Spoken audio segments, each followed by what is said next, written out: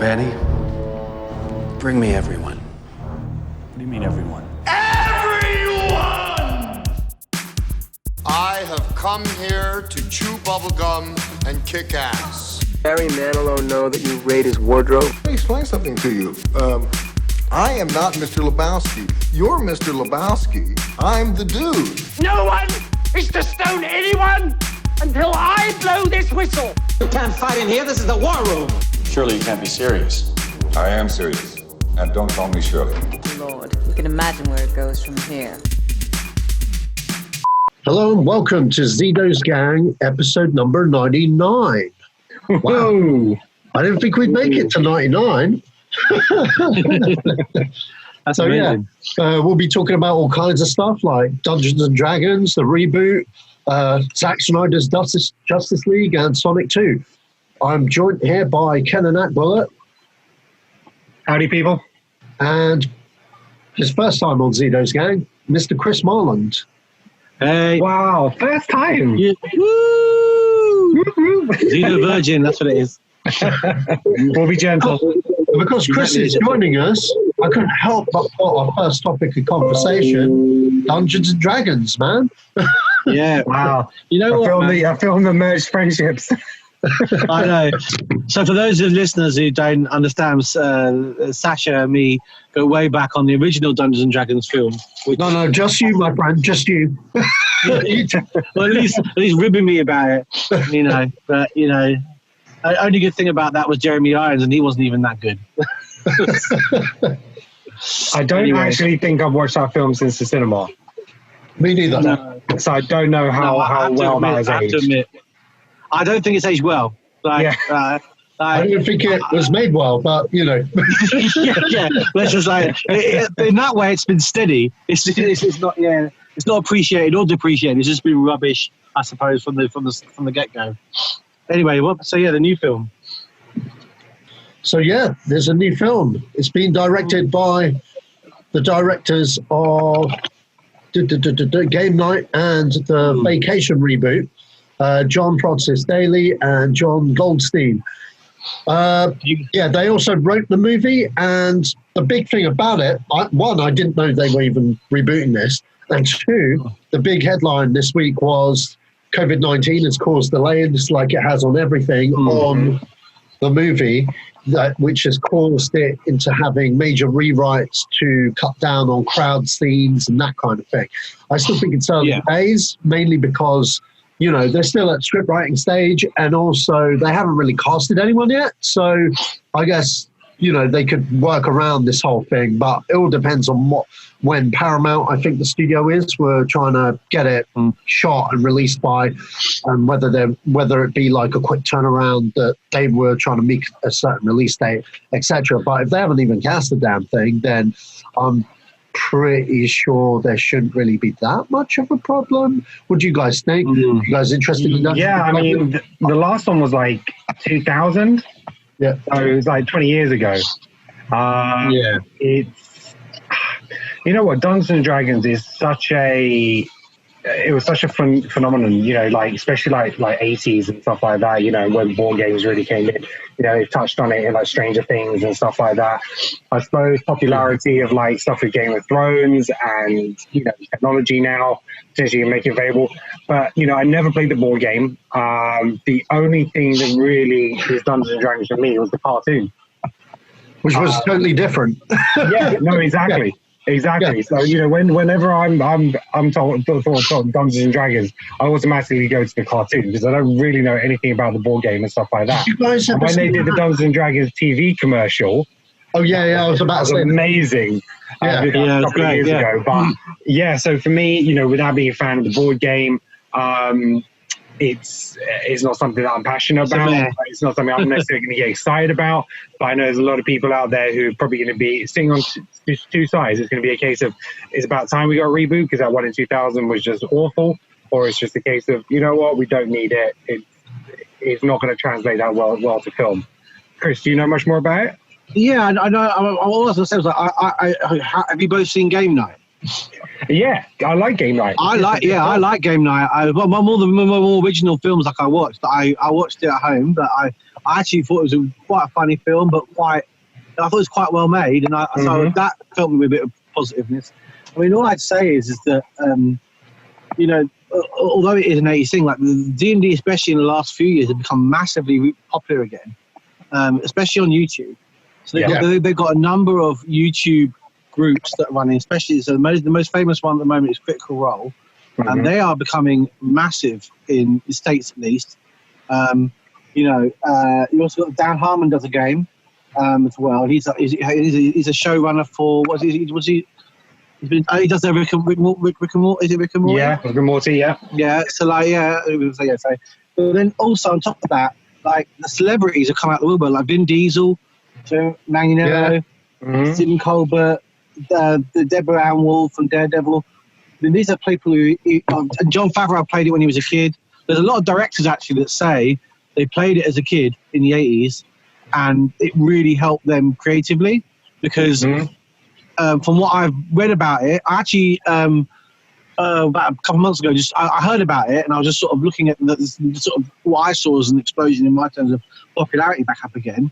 And I looked into watching a few sort of starter things where they take you on the adventure and you watch it, and other people play, and then you're watching them play the game, and then like I can see where the creativity can come from if you're leading a game, because you've got to basically pre-prep the entire thing and know exactly what's going to happen, and then you lead the game. So I think you're like the dungeon master. Basically writing game, an adventure. Right?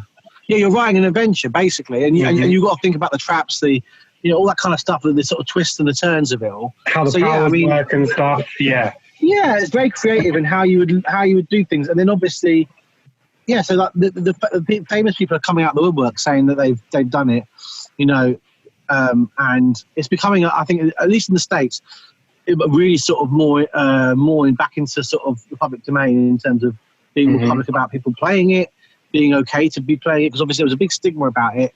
That people that in their 40s and 50s now are saying, man, I couldn't say this back when I was a kid. If I said I played Dungeons and Dragons when I was a kid, I'd have got beaten up. But then the thing is that I like to see it, but I do worry there's a lot of fantasy stuff out there. And will it get lost in the crowd a bit unless it's well made? I beg to differ, because like outside of the Lord of the Rings and the Hobbit films, you got Aragon, and in terms of movies, there's not a lot out there. In terms of television series, that's a different matter. You got Witcher, you got Game of Thrones, you got Vikings, you got that's TV series. In terms of movies. One thing studios have been kind of like afraid of is doing a big fantasy film, because when they have done in the 2000s, it's never been what the Lord of the Rings is, if that makes sense. Yeah, I understand. Yeah. So this is kind of a risk for Paramount, really. But then a little bit. At the same time, like you said, it has come out of the woodworks in the past 10 years that more and more people are gravitating towards these board games and stuff. Me, myself, I never played board games. It's more than my brother's thing, okay? When I first heard about adults playing board games in pubs, I thought it was weird.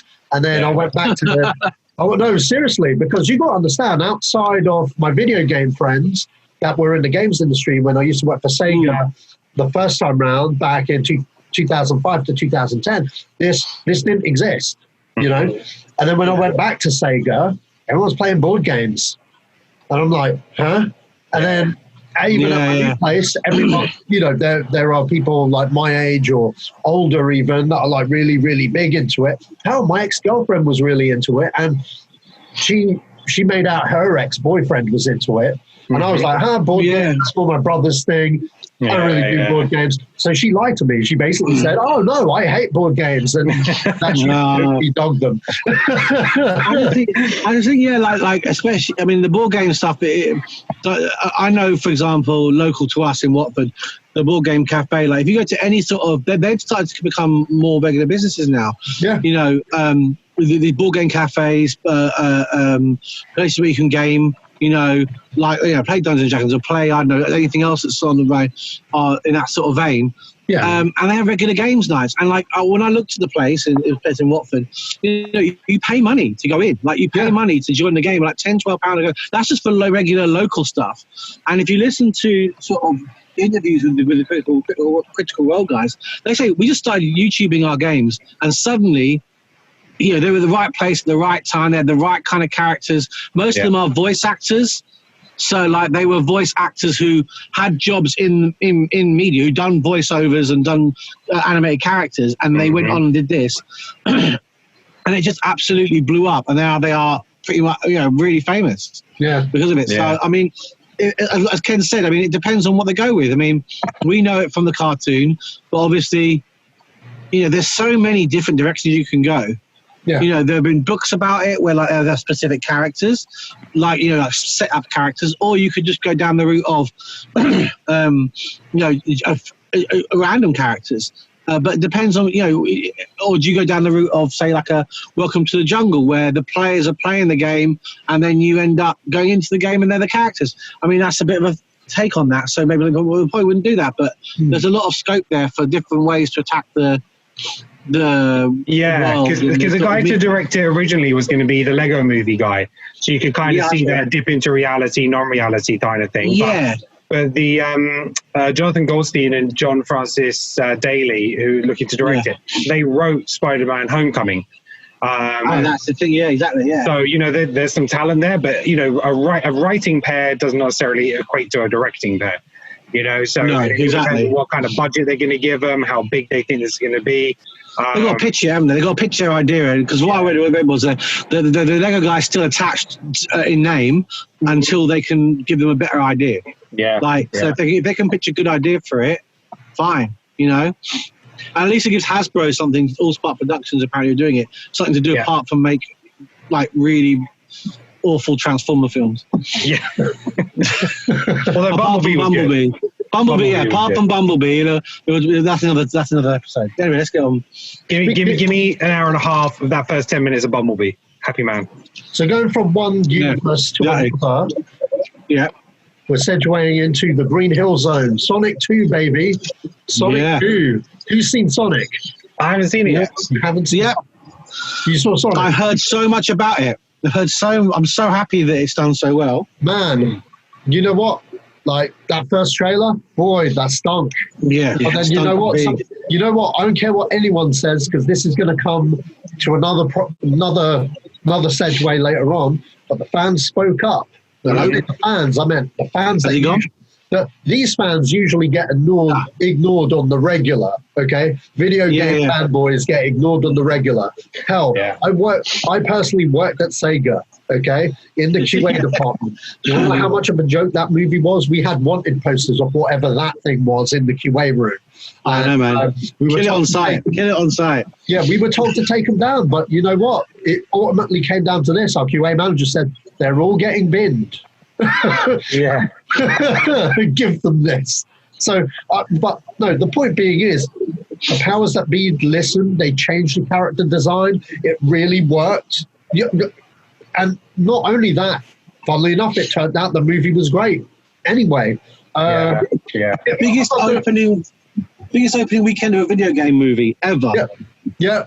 And you know what? That was Jim Carrey. Jim Carrey made that role his own, and it was like 90s Jim Carrey came back to life for the first time. Yeah, he's been having a difficult time, hasn't he? So it's good to see him. It's good to see him come back into it, and find a role he really just couldn't get his teeth into. What I saw of it, he was great, and I want to see it. I'm going to get it soon. When I I've got to say this though: the director that directed it, he really did listen to the fans on this one. And if you look at the movie, there's a couple of references to the games and stuff. If you know your lore and stuff, and you're like, oh shit. Even though I'm pretty sure that was all added in extra because they sat up and listened, because the actual movie itself had nothing to do with the actual lore. So what they did, they actually hinted towards stuff where they could go with the sequel.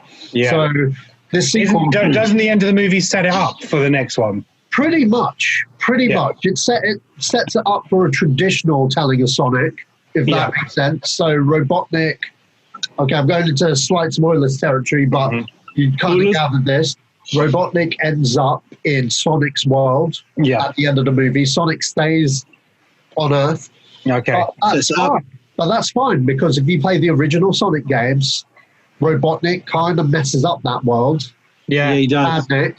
And Sonic has to save the population of the planet to, from captivity. Yeah, so he saved Earth. Now they have to go save his home. So Robotnik will create all his little robots and stuff. Yeah, and exactly. Isn't Sonic in his original world at the beginning of the movie? I think. Yes, he is. The second trailer, right? And that would be really cool.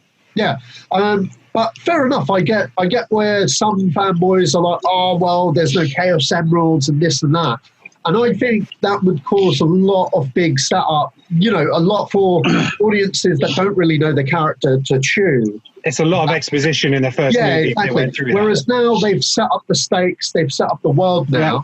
You can introduce those elements in a sequel. Yeah. They've set up Tails in this one. They did a good nod to Knuckles as well. So the next one, they can go nuts. Yeah. Lots of positives. You know what's going to happen, right? They're going to look and see, right, MCU, different films, different Infinity Stones. Yeah. We've got these gems. Right, 5 movies. That's the only problem. All of them. Someone needs to say like, this is... That would be a good comedic take. Yeah, absolutely. Yeah, that would be good. From Sonic as well, it would fit his character. But the only thing I would worry about is the success of the first film was based on fan pressure changing sort of attitudes and him listening. That works to benefit sometimes, but it doesn't always work to benefit. And if the fans, and the thing about fans is if they feel they're being listened to, they become rabid. Like they say, they listen to us. Oh, we're about to hit that, my friend. We are. Yeah. I mean, yeah, but yeah, no. Good luck to him. I mean, it turned out it cost like 90 million or less than that. Wow. And that's after. And they spent a bunch on the reshoot, on the redoing, Wow, so that's amazing. So it made back quite a profit, regardless. So you know what I mean. The next one might even profit. So I'll see what happens. I think if done right, it's a healthy new franchise. Kids love it anyway, and as long as we can bring back Carrie doing his regular shtick as Robotnik, I'm game because he totally stole the show out. I tell you what, Mario is turning in his grave. That man's like, I'm the more popular character, and this man's got a better film than I have. Hey, he had his chance, man. He had his chance. And they bombed that. Anyway, that's another one. Oh, man. He had his chance, man. And then who'd have thought the Blue Hedgehog would win? I didn't see it coming. No one did. That's a good thing. So, next will be the crossover. Yeah. Next topic. That'd be the thing, man. So Apple are joining Paramount to fund The Killer of the Flower Moon for Martin Scorsese, which will star both his ex-leading men, DiCaprio and Al Pacino. Hell, on that lineup alone, Pacino and De Niro. Sorry, not Pacino and De Niro. DiCaprio and De Niro. I'm in just on the star power straight away. Budget-wise, budget 200 million on the budget, man. I'm wondering where that money's going. Well, that's the thing. Streaming, effects, monies, scope. I don't know. Did anyone look into what the movie's about? Yeah, I did. Yeah. So it's based on a book, isn't it? Yeah. So yes, it's by the American journalist David Gran, and it was released in 2017. So it was really popular at the time. It was like one of the top 10 non-fiction books of that year. So Scorsese has taken the rights, and they were due to start filming in March, but then obviously everything got delayed. It's basically a series of murders of wealthy Osage people that took place in Osage. I think that's pronouncing it right. Osage, Oklahoma, in the early 1920s. So big oil deposits were discovered on their land, and the Osage Native Americans were awarded rights in the court to the profits made from the oil deposits found around their land, and they were supposed to be getting wealth out of it and stuff like that. So that's where the budget's going. They're trying to recreate the 1920s. So, you're probably looking at something a little bit like Boardwalk Empire, kind of thing. Yeah. That kind of era. And I think basically it's a little bit about the legal dispute between the two. And then I think it's I don't know if it's going to play out a little bit more like, I don't know how much of a courtroom drama is because I haven't read the book myself. Or how much back and forth. But I think it's, I think there's a lot of murder and stuff in it, which is like Scorsese's thing. And I think about 20 of the Osage Native Americans get killed and stuff like that. So I'm not sure who the characters of DiCaprio and that are going to be playing. But yeah, it's those names the are Irishman. You can, Scorsese's track record. For me, DiCaprio, he's probably my favorite actor at this time. For me, he can't do any wrong. It could be a big one. But do we know who it's being released by? Is it going to be like a Netflix thing, or is it? That's to be considered, but I'm assuming it will get a theatrical release, whether it be limited, etc. Because obviously Apple have come to the fray. I think the thing is, by the nature of the movie, it being set in the 1920s, it's obviously period, and it goes back to the saying that those kind of movies don't really get made on a big, massive budget, which is why there's a joint investment thing here. Scorsese will always try to make the movie that he wants to make, and that probably got Paramount, the money men at Paramount, a little scared when they saw the direction he was taking, because obviously he's not going to do something commercial. He's going to do whatever serves the story.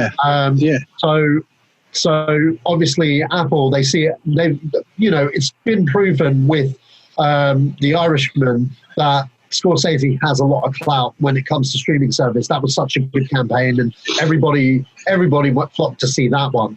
So I'm assuming similar success with this one. And now you've got DiCaprio on board. It's a no-brainer. Mega bucks. Yeah. Well, you already said it. Actually, it's an Apple original film, isn't it? So Apple have got plenty of money. Yeah, exactly. From what I read on it, basically the Apple. So I was reading some of the press on it online. It was basically that they were making that the Paramount were trying to put some changes in that Scorsese wasn't happy with, and so then Scorsese got Apple on board to put some more funding into it. So that maybe that's where the partnerships come on board as well. I just said that. No, the script changes. The script changes because Paramount were pushing for script changes rather. Probably to keep costs down, like you said. True, if they're linking to what you're saying about keeping costs down, maybe that's what they were doing. Yeah. But in terms of the story, it is about, so basically the Osage Indians were moved onto the reservations as part of the time when the Americans were colonizing the parts of America from moving from like the coasts inward.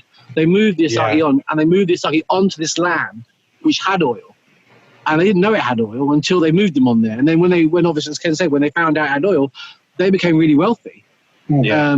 And then obviously it's going to be, from what I can understand from the story of the book, it's about how people try to move in on that wealth and how they try to take that money away from the Indians who've been basically moved on there by the white Americans anyway.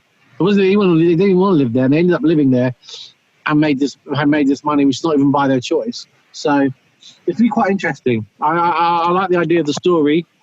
It's actually a Western. It's his first Western. Yeah, so because of where it's set in Oklahoma in the 20s. So this is actually Scorsese's first Western movie. Right, okay. But it'll have a little bit, because of the time period it's set in, it will have cars and stuff because they're around. The end of it. Other than the two leads, pretty much all the rest of the cast are going to be Native Americans.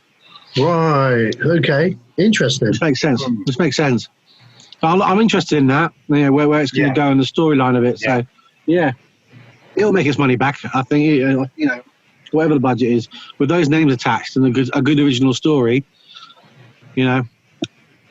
So I think I might need to read the book now. So one place to the other. So, HBO, Justice League. What are your thoughts on this whole thing being turned into a TV series rather than a movie? Do you think that Schneider will be able to film Justice League as intended as a two-parter? I think, we touched on this. We spoke about the Snyder Cut on the last podcast. So, for me, I think the episodes make sense. Yeah. I think that is much more formatted to what HBO are going to be looking for. Because look, what HBO Max have looked at, they've looked at the Disney Channel, they've looked at the success of The Mandalorian. Yeah, totally. And basically, they've said, we need a Mandalorian show. We need a show exclusive to HBO Max, which is going to get people buying into this service because it's released now. And yes, it's got some good top content, but it hasn't got any original content right now where I'm like, I have to get this channel. Yeah. I have to see it.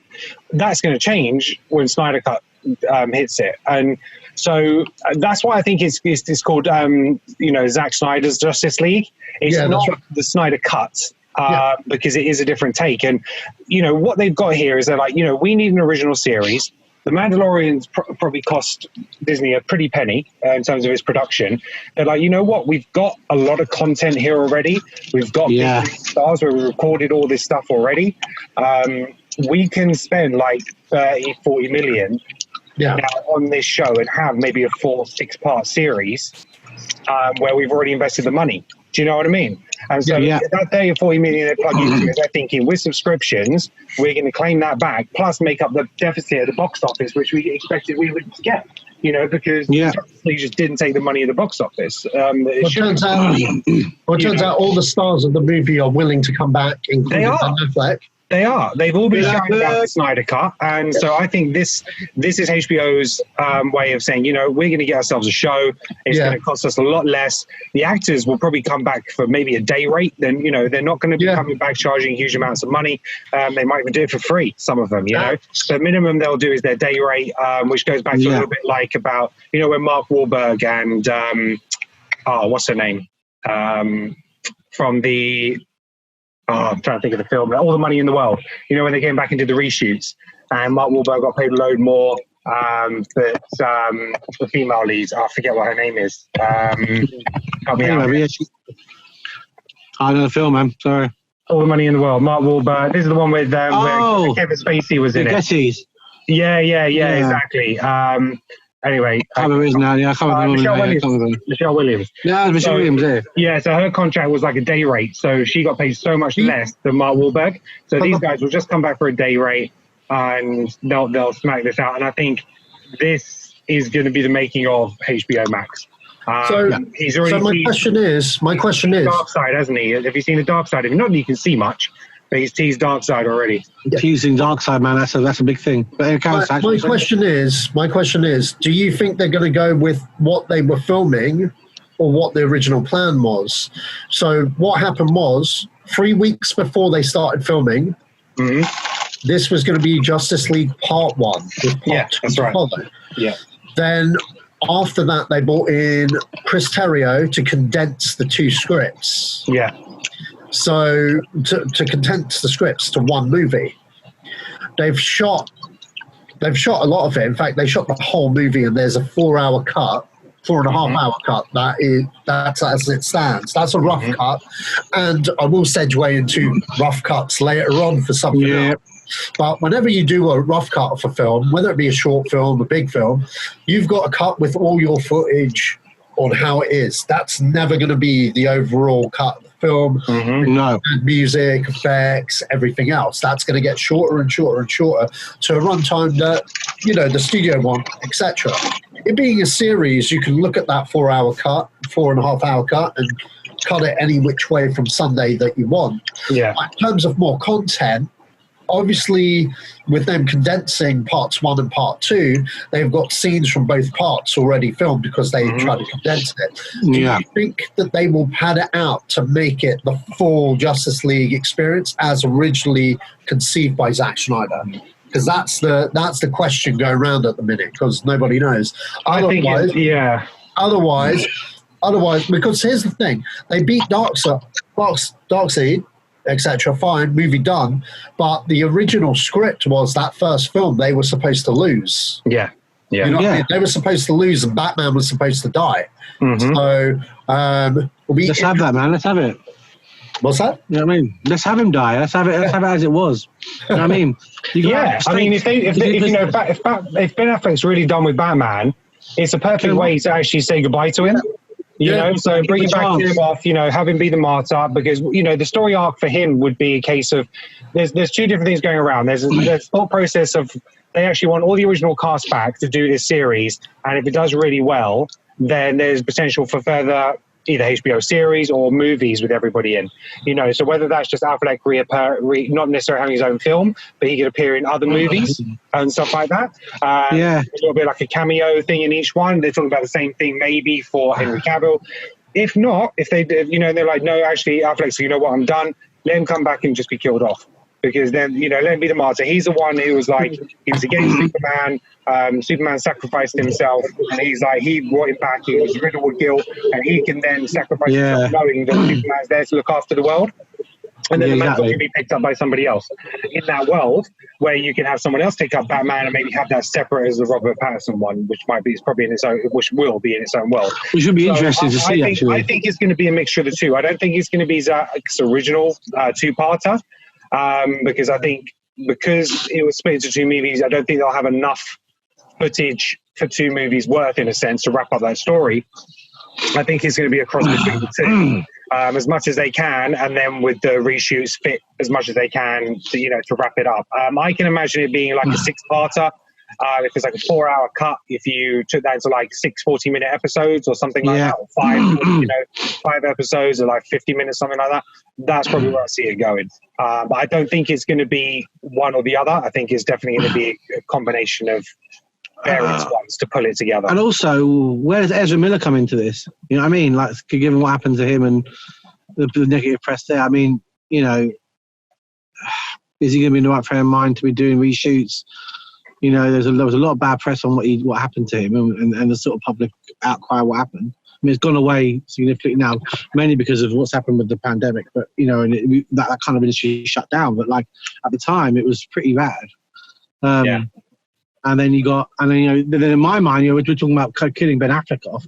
I mean, you know, could you go down the route killing Flash off, which has been in the comics and has background of causing issues.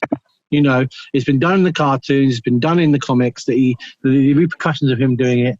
You know, we had the pretty awful Flashpoint they did in the TV series, which was just not even, I don't even call it Flashpoint, because it was just absolutely unworthy of being called Flashpoint. You know, you had the DC animated movie of that, which is just amazing, just absolutely amazing. It's hands down one of the best DC animated movies I've ever seen. But one of the best animated cartoons, superhero cartoons I've ever seen. You know, I mean, there is so much there. You know, with the opportunity, you could take it forward from that Snyder, wherever this is going to be, 6 episodes, 4 episodes, 2 films, whatever they go with. You know, you want to leave it open to moving forward. You don't want to leave it. But, you know, if you're going to bring back Cavill and, you know, Mama and, you know, people to be these characters, you know, why waste it with just like this, and then we're going to end it? I mean, it's just, that was the whole problem with Justice League in the first place. It felt condensed. It felt rushed. You know, yeah, it did feel really rushed. We were just getting used to Ben Affleck, you know, being Batman, and he was trying his best in that Dawn of Justice to do his best job, you know. And in Justice League, he's one of the brighter parts of that. You know, you know, he's one of the brighter parts of that. His journey in it and how way he comes across is good. You know, I like him in it. And then we end up losing the end of the film, and that's it. You know, we're canning Justice League sort of continuity. He's out of it. So I can see both happening. I can see it'd be nice to have someone get killed or get moved on, so they can then take it on and have someone new come in. And obviously with Justice League and just like the Avengers, the membership started out with the big 6. But you haven't had Martian Manhunter in there. You haven't had Green Lantern in there yet. Yeah. Well, you know, there's plenty of scope to include someone if someone gets moved on. Yeah. Well, yeah. So I mean, Martian Manhunter, he'll be part of the new one. He'll definitely come into the new version of that. And yeah, you're right. You know, there's so many other franchises which rely on kind of undoing what Justice League done in the sense, because, you know, Aquaman 2, you know, there's a want for that. A lot of people enjoyed the first movie. I enjoyed it, yeah. As a franchise, you know, and so what you want to do is keep that world going and, you know, keep the interest in it. And I think they need to change it enough to keep the DCU kind of alive in a sense. So I think it's going to be very different from that other movie. And I think what will end up happening is that is what they'll refer to as Justice League, and the movie will just not be referred to. That's the way I see it going. I don't think it's going to be, you had the Justice League movie, and then you had, Zack Snyder's Justice League. Snyder version. That will be the one that's referred to as this is the Justice League, and the other one was like, it was a movie that came out, but don't worry about it. Asterisk. That'll be the Whedon cut. I'm telling you, that'll be referred to as the Whedon cut, and then it'll be referred to as Justice League. Which is really unfair, because Snyder has nothing bad to say about Joss Whedon coming in. It's not his fault. It's not his fault. Not his fault at all. And that's the real shame about it, because that man did Avengers. Man directed Avengers. Yeah. The first Avengers film, he directed that, and that was a massive success. Mm-hmm. But his link to that is tenuous in the people, outside of people who know that. If you say, Joss Whedon made that, really? They probably wouldn't put that name to it. Favreau became well known for Iron Man, and went on to bigger things. And then obviously the Russos then obviously became, and then Tiki. How you pronounce his first name? Mm-hmm. And then obviously straight after doing Avengers, he gets this attached, this sort of turkey attached to his name, dragging him down into the mud. He didn't need it. And Snyder appreciated him stepping in at the time he did, because he had his own personality that he had to deal with. Absolutely. I feel like, anyway, let's move. That segues into the next bit of Sach. The next sort of segment going on from there, doesn't it, Sach? Sach? Hello? Hey, can you guys hear me? Yeah. I can hear you now. There we go. That's probably my fault, because I tried to attach the microphone. Your voice is silky smooth, man. You're fine. This is why the technical difficulties. But anyway, So David Ayer responded to a tweet. Yeah. Fans asked him about his director's cut on Suicide Squad. He said there is a cut. Yeah. Doesn't really need that much tinkering with. But he did mention that Suicide Squad was supposed to be a link to Justice League regarding the mother boxes. Yes. So, fine. That makes more sense. Which was cut completely from the overall product of the movie. Of course. But yeah, he was like, well, if this goes well, maybe there's a chance for his cut. Mm-hmm. Nothing's been said officially. It's just fan speculation. But obviously, DC fans are hungry, so they want to see Snyder's true DC vision, because see where it goes. He was the producer and co-writer of Suicide Squad. Yeah, he was, Even though he wasn't credited as a co-writer, he kind of was. He was involved. Yeah. He was heavily involved in Suicide. Heavily involved, yeah. And because Steppenwolf was supposed to be in Suicide Squad. Squad. He was supposed to be the main villain. Yeah. So this all stinks of like studios getting involved at the wrong time and mixing the pot to create a situation where we got what we got rather than what we should have had. Yeah, absolutely. Because I think when it released, it was very much a case of this wasn't his vision. This wasn't his complete vision. This isn't exactly Steppenwolf how feels forced in. It just stinks of that. Oh, there's a big thing in the sky. We need. Yeah. I wasn't a fan of Suicide Squad particularly. I enjoyed some of the characters in it. You can't not Margot Robbie as Harley Quinn. Will Smith was fine as Deathstroke. That wasn't a problem. But yeah, for me, the movie didn't do much. I like the scenes with Affleck in it, but I hated the Joker in that movie. Oh my God, I hate it. Really? Okay. Yeah, not a fan of that characterization of the character. I think the character was completely misused in that movie. I think he, if anything, he should have been the villain of the story, and the Suicide Squad should have been going up against Joker. I agree with you there. That should have been the story, and not him as this weird side piece, which is just trying to tie into Harley Quinn, but not. He doesn't do anything with the movie. He doesn't make any impact on it. Just brings Batman into it a bit. Whether there's a different cut that does, well, there is another cut, because even Jardel himself said he filmed so much more than what was shown. And the fact that then they didn't do another, because I think he pretty much thought there was going to be a Joker movie with him. That's right. He was going to kick on.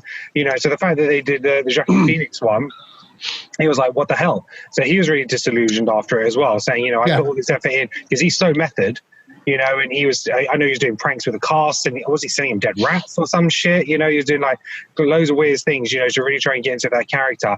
I guess I don't necessarily have too much of an issue with his portrayal of the character as opposed to the look they went for. And I think that for me was just too disconcerting. You know, he's just like this weird pimp guy, you know, who run a club, and it's just like, nah, that's not for me. But I think this is the start of something. It is going to be a case of studio versus director artistic vision. You know, when people like a particular director, or they dislike the way a film or certain characters were handled, and the director comes out and says, that's not what I wanted, I think we'll get more of this. You know, social media power. When they released visuals, look at Thanos, man. Thanos came out. The visuals of Thanos came out. He was blue, wasn't he? And people were like, oh, it was some sort of weird shade of color. I can't remember what it was now. When they first showed him on the, it was a very different purple. Yeah, it was like purpley blue. I remember people were like, what is this? What the? I don't remember this. It was a big thing about the color of his skin, like at the time, like it was, and they basically they sort of over the films he kind of changed color. It was bizarre. From the first Avengers to Guardians, when he started appearing, he changed somewhat, didn't he? His color, like so, like you know what I mean, like that was the start of that a little bit, but like the Sonic stuff, it's gonna happen more and more.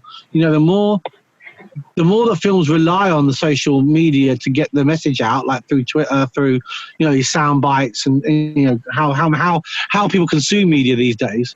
Yeah. Like, you know, you're going to have to engage with that and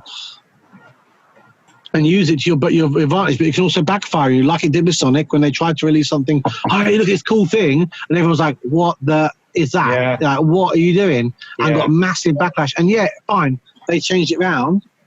Like you said, it's going to be more of it, more fanning, more public sort of critique. It's not just the fans, it's the actors as well. Because if you think about the actors in Justice League, they're all supporting Zack.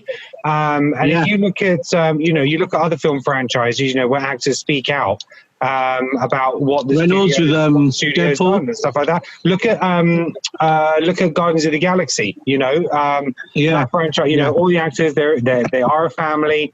You know, the director is, you know, shifted out by Disney.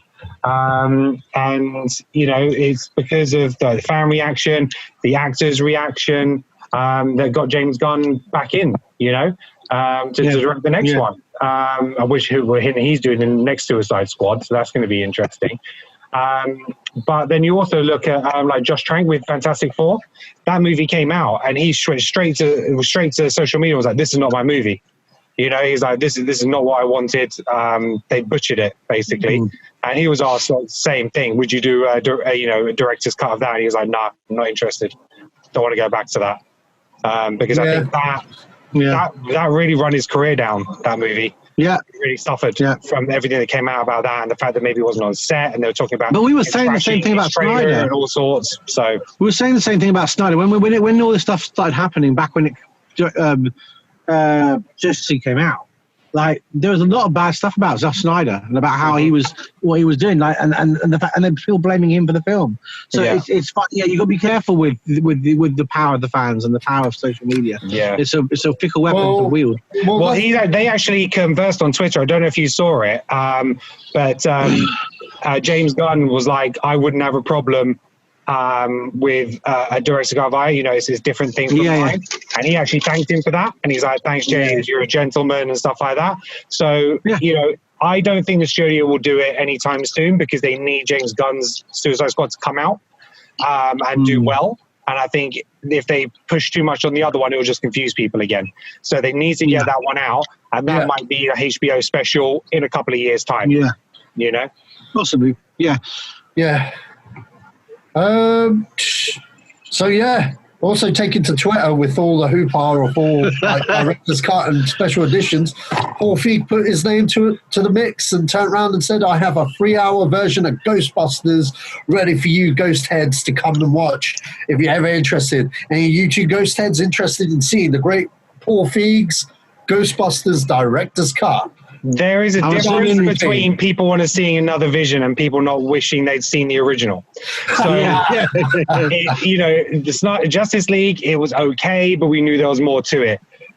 Ghostbusters is just we don't want any more. We don't want any more. It's just a bad film. The only reason he has got that much footage is because the whole thing was freaking ad-libbed. And he's just got take after take after take of them just doing different kind of jokes on screen. There was a sequence which is at the end of the movie where the dancing sequence. Yeah, the dance sequence. That was the main part of the end. Yeah, that was like the main standoff. So you know that dance sequence that cost something like 10 million. That got cut. Most expensive credits ever. But here's the thing: it got cut basically. So that was 10 million down the drain.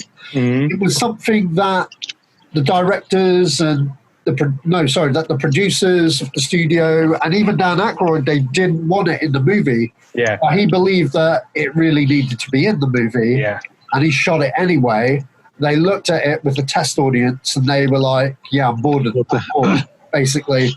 So they took it out of the movie and they put it at the end, and so basically, does anyone really want to see a dance sequence? I think, as Ken said, no one wants to see any more of that film. Yeah. I'm going to be honest with you guys. The subject of Ghostbusters, for me personally, is like everyone. I wanted to see Ghostbusters 3. Like everyone with the old guard and have it pass the torch and new set. Too late for that now.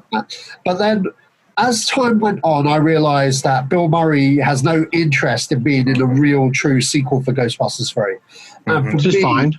For me, when you watch that original film, he's the guy. You take Bill Murray out of it. You take Bill Murray out of it, it's not really. It's 50% worse. It's 50% worse. It's not a thing. And sure, he can cameo in it, but it's not what I want.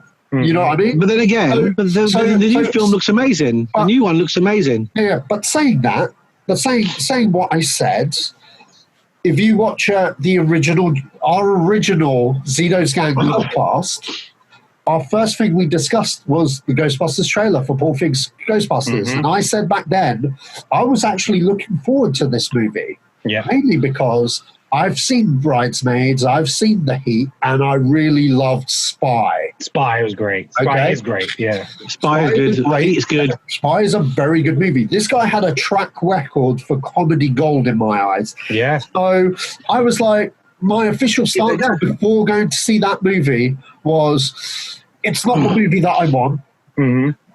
It's a reboot. Yeah. So I'm going to park my nostalgia at the door and I'm going to accept this movie on whatever they present to me. Its own merits. Cool. And I went to it with Ken. I turned around to Ken and I said, wow, that's a really good opening sequence. Yeah. And it has a really good opening sequence. It was that really opening good. sequence. We looked at each other and There's thought, a bit of the house. All right. A bit of the house. The bit of the house, and stuff like that. It felt very retro. It felt a really good tone and vibe. And me and Sacha looked at each other and were like, oh, all right. And then as the movie went on, I slowly was like, I'm not feeling this. But then the minute they faced their first ghost, I was like out, because the problem is, it's like, this is the problem with films in general, okay? And this is what makes Ghostbusters great. You see, before they face Slimer, their first ghost, you introduce the proton packs. They're in an elevator, and they have, even though it's played for jokes, the exposition that we're given is why the stuff on their backs are dangerous, why they need to be handled with care. And don't ever cross the streams, because that shit is dangerous, okay? So what they did, they set rules for the manner that this shit should be used. Yeah. Okay? Seriously. Whenever they fought ghosts, they would clear the room or get people dispersed or whatnot. In this Ghostbusters, they're at a rock concert. They're just throwing out beams willy-nilly, and people are like, wow, cool, super cool. And I'm just like, wow, they put no thought into the logistics on how you get rid of ghosts for the general public, public service. That's and from with that, and even though, like, I guess a casual movie-going audience would probably not see that as a big deal. I saw it as a big deal because I can agree with you there. It just showed that they gave no care into the actual world that they're trying to build. No, they were just trying to do a comedy with the Ghostbuster theme. Yeah, you know, that's totally, all it was. Totally more of that, exactly, yeah. And the difference is, you know, it's like they did this as like a reboot, and then when they did the second round of trailers, they tried to make it linked to the original. Yeah, that's right. They tried to feed on the nostalgia, saying, 20 years ago this happened, and then it's like, but you're watching the movie and thinking, well, they don't relate to the original because all the guys from the original come back and do cameos as different people. Yeah. You tried to fool me coming in here thinking actually it does tie into the original when it really doesn't. And there's so many stupid sequences in that movie, and I did a review on this, and I think it was one of the most popular videos on YouTube with like over 1,000 hits and stuff like that, and so many people just agreed. It was, yeah. Like, the stereotypes in that movie were ridiculous. Yeah. You know, the way the depiction the of way it was written, there was Hemsworth. a bit where, you know, it was just a really poor choice of camera shots, and the fact that the bit where they're all squashed on the ground and you're kind of seeing through it, and it's like, yeah, that's funny, feels glass, but it's supposed to be pavement, and the camera's underneath the pavement. You're showing this weird shot, just trying to get the comedy value of the squash face, and then she kills a ghost with a pocket knife or whatever it was, you know, and it's just like, I don't remember any of this. That's how memorable it was. Don't you remember the big balloon? The ghost was a balloon. She Right? popped it with a knife. Like a balloon. It's like, but it's a ghost. It's not a balloon. I forgot how angry that movie made me. Don't get too angry, Ken. You're reliving it. You're really like post-traumatic stress. You're reliving it. Exactly. The only director's cut I want to see of that movie. The only director's cut I want to see of that movie is maybe like a 50-minute version. Cut it down, concise it, cut the bullshit. Streamline. It could be quite funny. Cut the fat. Yeah, if that, yeah. But like I said, like we don't need it. The new film's coming out as soon as possible, like, as far as I'm concerned. That looks amazing. Yeah, that looks to be a true spiritual, like you were saying, Sach, like a serious spiritual successor to the film. And I totally agree with what you said. There was no seriousness involved. The new film? Yeah, the new one. And look who they chose as the actor, you know, like Paul Rudd. Paul Rudd. So typical of that kind of humor and that kind of acting performance that he can bring to that. You know, it's also some serious the young kids. Yeah. You know, it's like, is it who's the kids in it? Is it the Venkman? Egon's kid. Egon, one of the kids is Egon's kid. Granddaughter. And yeah, that looks a lot of fun, man. And I'm down for that. I know a lot of people don't like the kid angle because I think they think it's used too much these days with Stranger Things and It and all this kind of stuff. But for me, you have to restart from somewhere. Yeah, I'm liking this, and so it is. This looks like a truer sequel to the original two.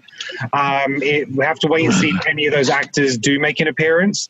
But I remember, I heard Janine was coming back at the end of the last one. It was like Paul V. He's never going to be allowed on set at the studio again, kind of thing. He really hated him for what he did, what they produced with that one. But yeah, no one's asking for your cut, so no one's going to pay you to make that cut. Yeah, if you're looking for money, they're in there. Yeah, Paul V. That's not the door to knock on, man. Nuh-uh. What's up next, Satch? What's up next? So young Star Wars fans that grew up on the prequels have all banded up on Twitter demanding an extended 4-hour cut of Revenge of the Sith. All right. Wow.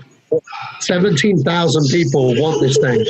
Not me. 17,000. Okay, I mean, like, wow. So I have a lot of problems with this. The first being, you've got to understand, the reason why George Lucas keeps doing special editions of the original trilogy is because he had to fight to get his vision on screen. Mm-hmm. Okay, he had no money to get the vision on the screen. So when he was a billionaire, he was like, I'm going to change shit and make it exactly or as close to as I can make it. Yeah. Okay? Yeah, he wanted to put up on the screen what he thought originally, but A, didn't have the money, or B, didn't have the technology at the time. Whereas with the prequels, and as each prequel came out, he would quote, and I quote, say, this is exactly as I wanted and intended. Because he had all the money in the world. He had all the money in the world. And the thing was, anything that was cut, there's a damn good reason why they're cut. Mm-hmm. Did I send you a clip, Ken? Did you watch that clip? Mm-hmm.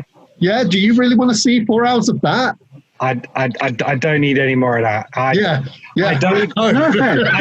don't hate the prequels like a lot of people do. I think I was disappointed at the time, but as I've gotten older and rewatched them, they're passable. There's some very questionable acting in it and stuff like that. But Out of all the three, I think a lot of that is for the fact that a lot of it was shot green screen. A lot of those actors hadn't done green screen before. It was a different kind of environment for them. And a lot of these processes were brand new at the time. They'd never We so, had this chat on WhatsApp about it, and the fact that it was also shot digital. It was the first like major blockbuster to do that. Lucasfilm brought in all this new technology. They had the motion cam, which is now the norm to everything. Yeah, exactly. Which is now the norm. I think like 90% of movies are shot digital and all that kind of stuff. So there's a lot of stuff technically going on with that movie. That I think the acting was almost second to that. Do you know what I mean? Yeah, totally. So, it's interesting because actually my next door neighbor, my friend Joe, he just told me recently that literally this weekend, he's watched Star Wars for the first time. Oh, wow. And he's younger, he's like 28. So, and he watched them in order, as in 1, 2, 3, 4, 5, 6. Oh, okay. And so I was like, so how did you enjoy that? And he said, for me, everything kind of made sense because the story built up. So I could keep tabs on what was happening, who was who they became and stuff like that. He said, what I found was then when I watched the chapters 4 to 6, he said, they were a little boring. So he said, he said the fights weren't as intense. Everything was on a smaller scale. And he said, Darth Vader didn't seem like this big bad guy that he was kind of promised to be. And I was like, I get that because obviously when those movies came out, the first Vader versus Obi-Wan fights were, really rigid. There's not a lot. All the lightsabers about one-on-one. Where the prequels, you had like Yoda flipping around all over the place, and you had lightsabers and all this kind of cool stuff. So I was like, actually, I kind of understand where you're coming from. And I said, have you watched Rogue One? He said no. So I said, go watch that and tell me. Talk to me about Darth Vader. Vader, yeah. But I understood that. So a lot of people now, like if you look at stuff on TikTok, this, that, and the other, there's loads of videos talking about the prequels. And they look out for stuff in those movies. A lot of people are that stupid that they can't figure out why at the end of Return of the Jedi, which was made in the 80s, has got Hayden Christensen in it at the end. And they're like, but he wasn't born when that came out, and all that kind of stuff. You know what? CGI. I watched some guy's YouTube recently, and he'd never seen them before. And he got recommended the Machete Order. Yes. Which is, for those that don't know the Machete Order, it's 4, 5, 1, 2, 3, then 6. Yes. Okay? So it's kind of like you get the I am your father, spoilers, and then you go back and you find out who Vader was, how he became. Yeah. And then when it comes to 6, Luke's a bad man, Jedi Master and all, choking people up in Palace. Yeah. And then, it's all about the end game. That is the Skywalker story. That is the Skywalker saga, right? Yeah. Because you see this young boy, he learns who his father is, and they get to this position where they're lost. Because at the end of Empire Strikes Back, it's really darkened down, right? And then you go back and see his father's journey. So you see him wanting to become a Jedi, then becoming bad, and then, losing his love and the kids being taken away and stuff. And so the gravitas for both Vader and Luke is so much more at that end. Yeah, so when they're having that battle and he's trying to get him to turn, he's like, Father, help me. And he switches back and saves him. That's so much more powerful. Because you've seen what he had before, you've seen what he was like before. So me, I wish I could have seen the Machete Order like fresh. If I could have a memory wipe and see it fresh, how that plays out. So how did he find it when he watched it that way? He said it's the best set of movies he's seen in his life, and he'd seen all the Marvels. And I was like, wow. I was like, wow, that's amazing. But the story of Star Wars, there's especially the 6, less so than 9, we'll come back to that time, but those 6. We won't go there. Do not mention those. No. The order goes up to 7. Up to 7. 7, okay, fine. We'll allow 7.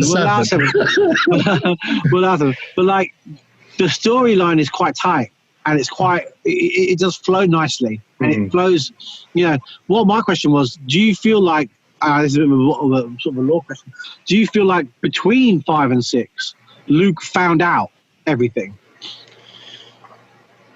Do you think so? We watch the films. We go 4, 5. We watch between 1, 2, 3, and we know the story of by watching it in that order. We know the story of Vader by the time we get to 6. Yeah. But do you feel like in the actual canon, in like what he is, do you think Luke finds out everything about what happened, like the younglings, the all that kind of stuff? Oh, yeah, dude, I'm pretty sure it's well documented that Darth Vader slaughtered millions, man. I think it's well documented. That's the press version. I think he knew that before he even fought him. You know what I mean? Like this guy killed children.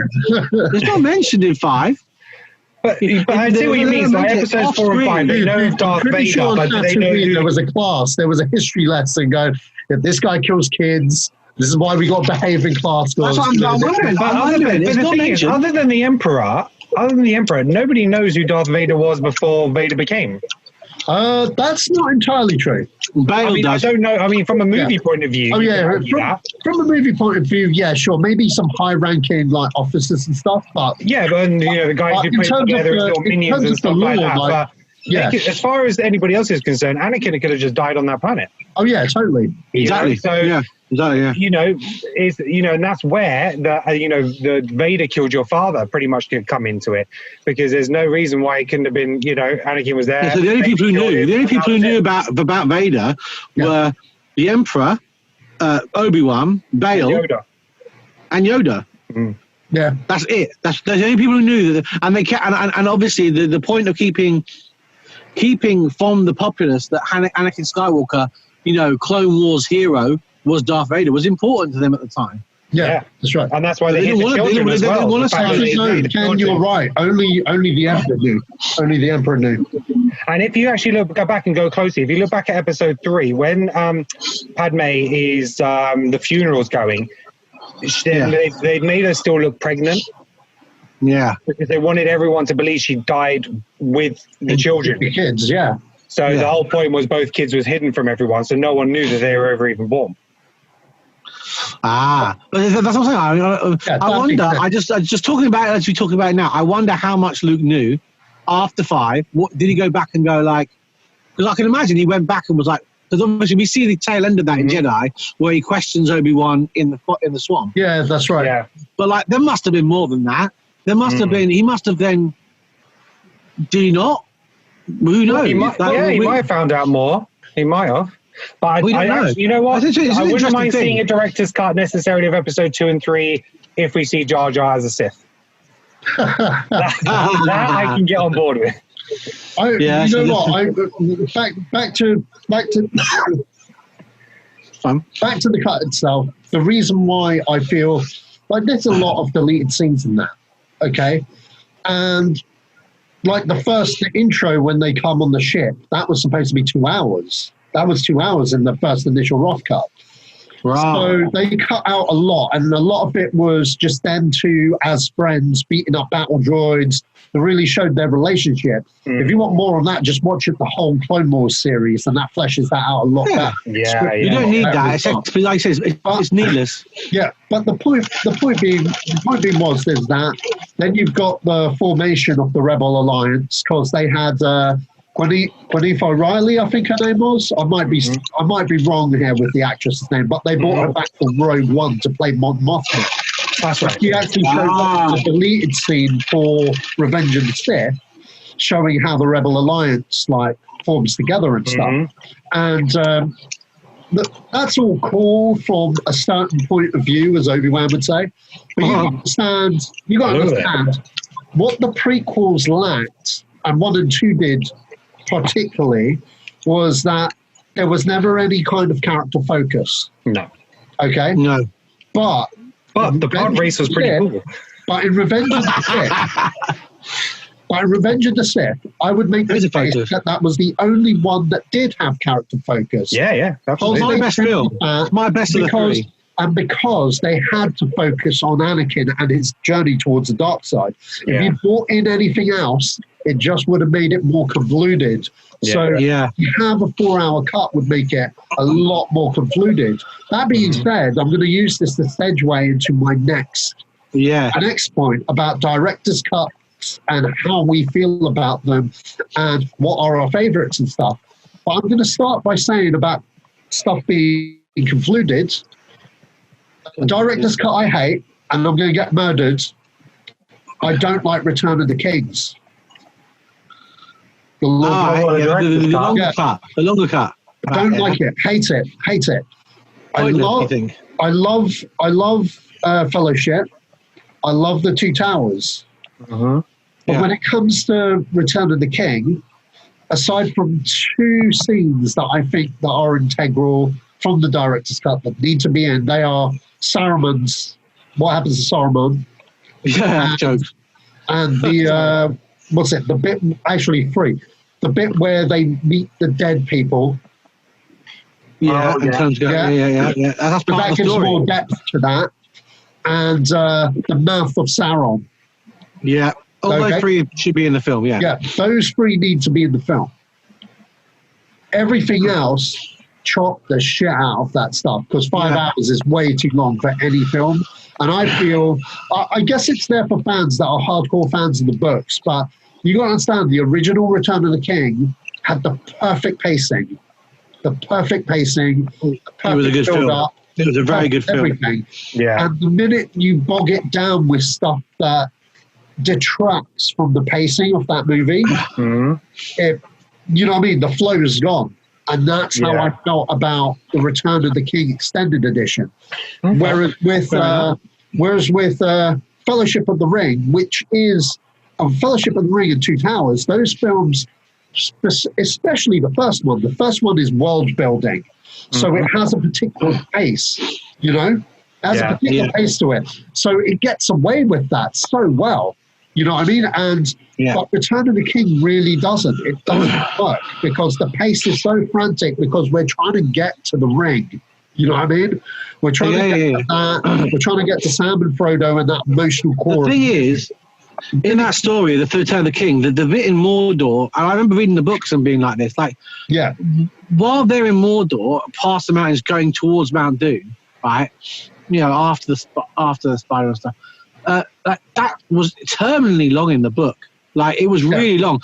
While they're doing that, so much is happening outside. You have the Battle of Plenty of Fields. You have the aftermath of that. You have them then going to the gates.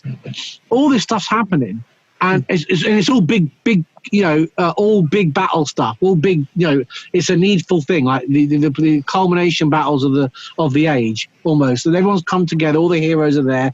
Most of the ones who should be there are there fighting. You know, you got flying creatures. You got undead. You've got elephants. You've got everything in that battle in Plenty of Fields. And right in a set piece. While they're marching their way, trying to crawl across, you know, inhospitable volcanic terrain. It's like, it just gets it does get a bit monotonous. And even in the book, it gets monotonous. There are times where I just think, just move it on. Just move on the story. You know, you're doing a bit more extra stuff here that you don't need to. I don't need to know about. I don't need Sam to regale him with stories of. You know, I don't need that. Like, and I think you're right in that that director's cut is long for no reason. Doesn't add very much. Then again, the positive director's cuts. We talk about Superman 2. Yeah. And the Donner cut, which is just like, that's what a director's cut should be. It should be showing the original vision of what the director wanted. I think that's where they come from. That's where the positives come from. When and I didn't even know about that, and I didn't know about that until 10, 12 years ago when it got released. You know, I didn't know it was a Donner cut. It didn't bother me as a kid. As a kid, you don't really think about it. You think, Superman, okay, great. You know, the original Superman is. Those who don't know Sacha, Superman is that's actually his favorite. I'm glad you mentioned the Richard Donner's cut because that's one of my favorite. Because it's like an alternative version. It's like a completely alternative. And that's kind of the excitement of the Snyder Cut, really, because we're going to see Justice League from another point of view that's going to be totally different, even though it's the same. And I know another one that I hate. I don't like the Apocalypse Now Redux. I mean, we get more Harrison Ford, but do you know what I mean? Was unnecessary. And again, it's another one where I think you lose the focus about what the film's about. And then you've got some great ones like T2 and Alien Special Edition. Oh, yeah. Definitely. those two are very well done. Yeah. I don't know. I mean, I know. Probably one of the biggest director cut things is probably Blade Runner. It's not a great film of mine, but there's several cuts of that, isn't there, Serge? 5. Yeah. Well, okay. Is that a negative? Is that a negative? Okay, there's so many. Okay, cuts. so the story of Blade Runner is Ridley Scott really fought tooth and nail to make that film. Mm-hmm. He did a cut, and it was a work. It was like George Lucas's 4-hour cut of Revenge of the Sith. It was a work print, but this was more or less almost finalized, and that was shown to a test audience who didn't like sci-fi or just didn't get sci-fi. So it was shown to a wrong crowd of people. Forced the studio to make changes to it. So they did a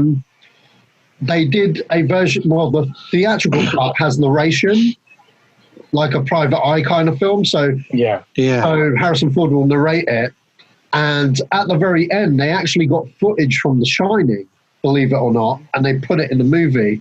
You know the start of The Shining where it has like the flying shot. Yeah.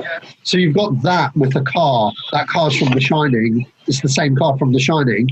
That's in there. And then they've got a close-up of a version of that car, but with Harrison Ford in it. And he's narrating the ending. And it's really cheesy and it's really out of place because it doesn't fit with the worlds that you've just seen. Yeah. And Scott hates that.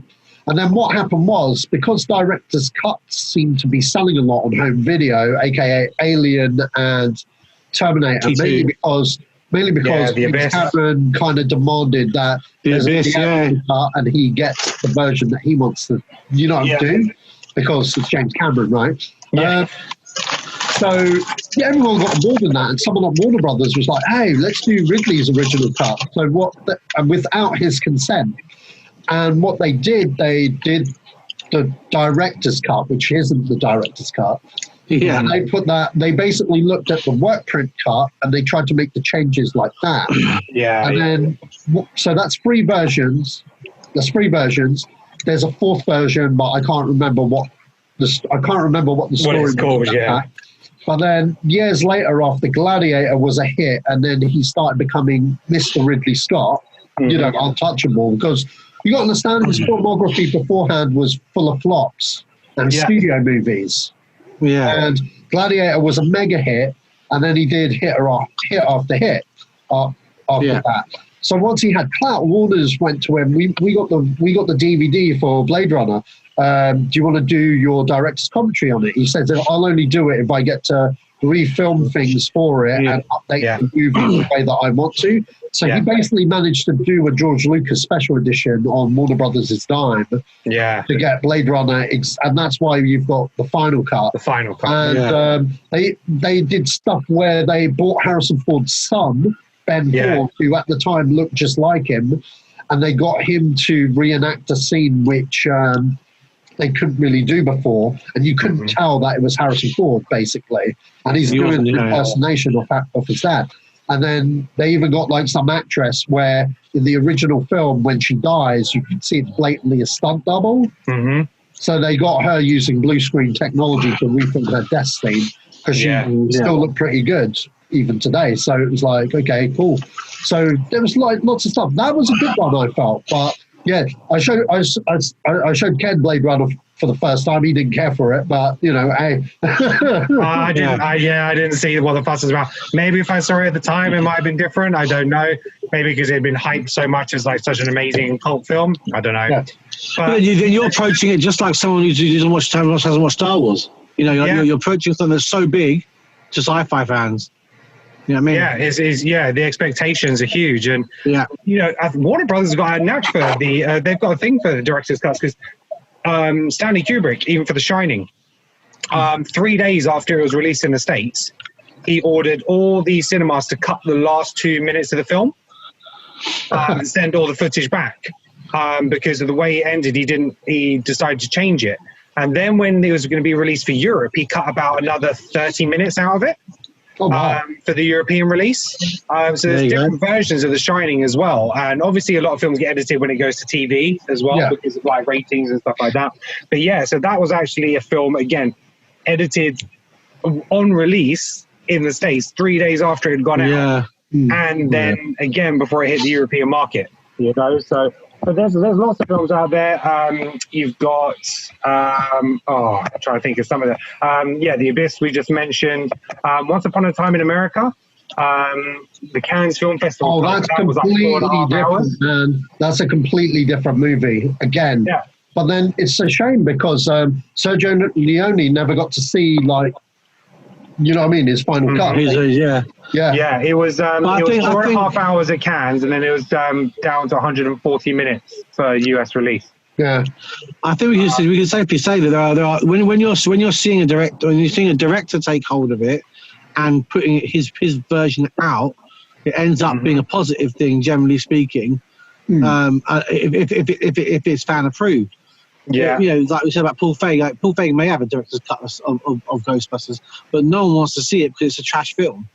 Like so, you know, like but director's cuts of, you know, I don't think Revenge of the Sith deserves one.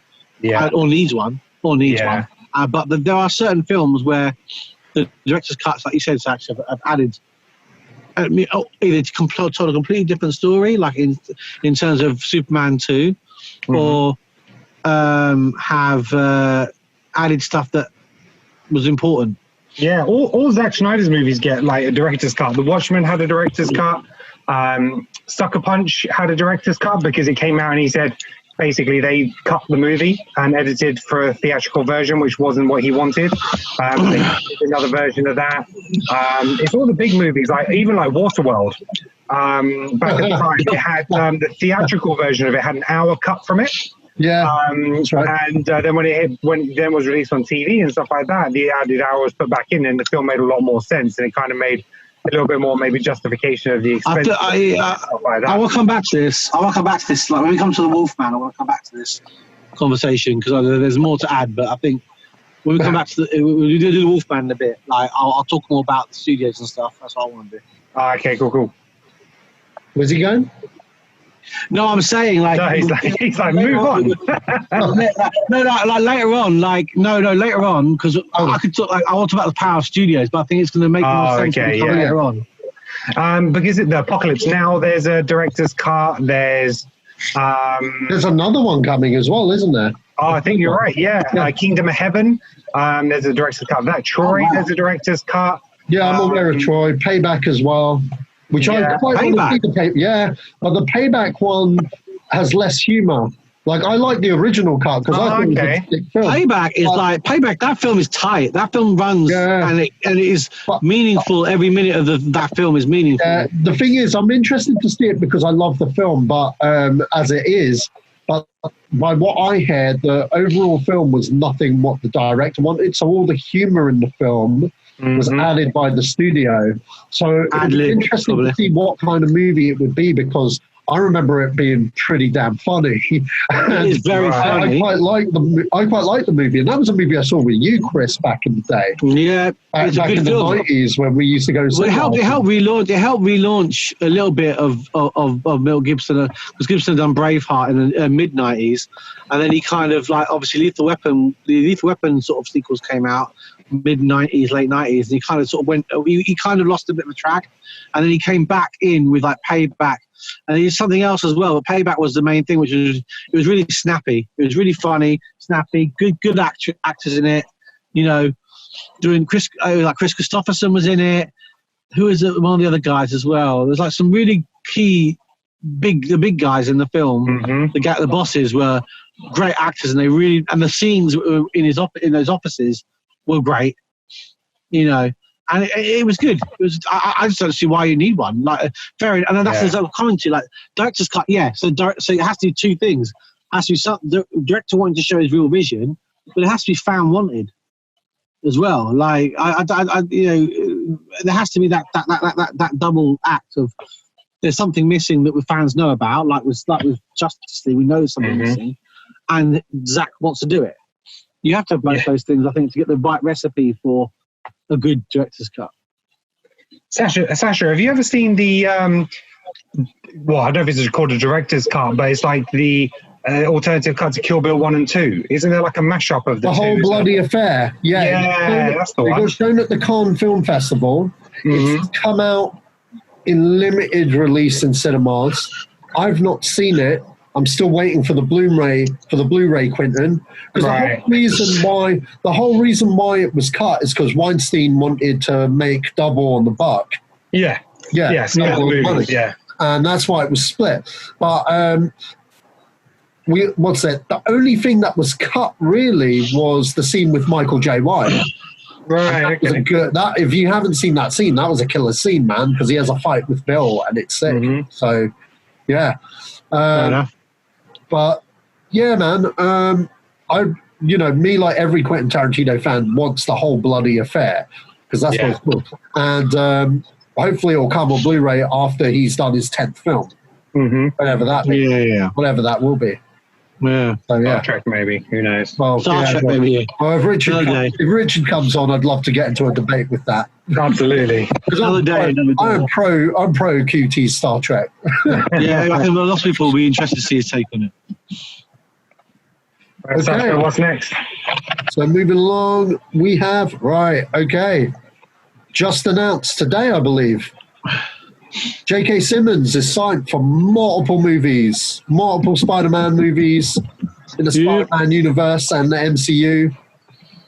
How is this a bad thing? What do you want to say? Like, what this is like? So one of us to come out negative. We're both going to sit here and be like, "Yeah, more. Just give us more Spider-Man." I don't want a Madam Web movie. I want a J. Jonah Jameson movie. Yeah, man.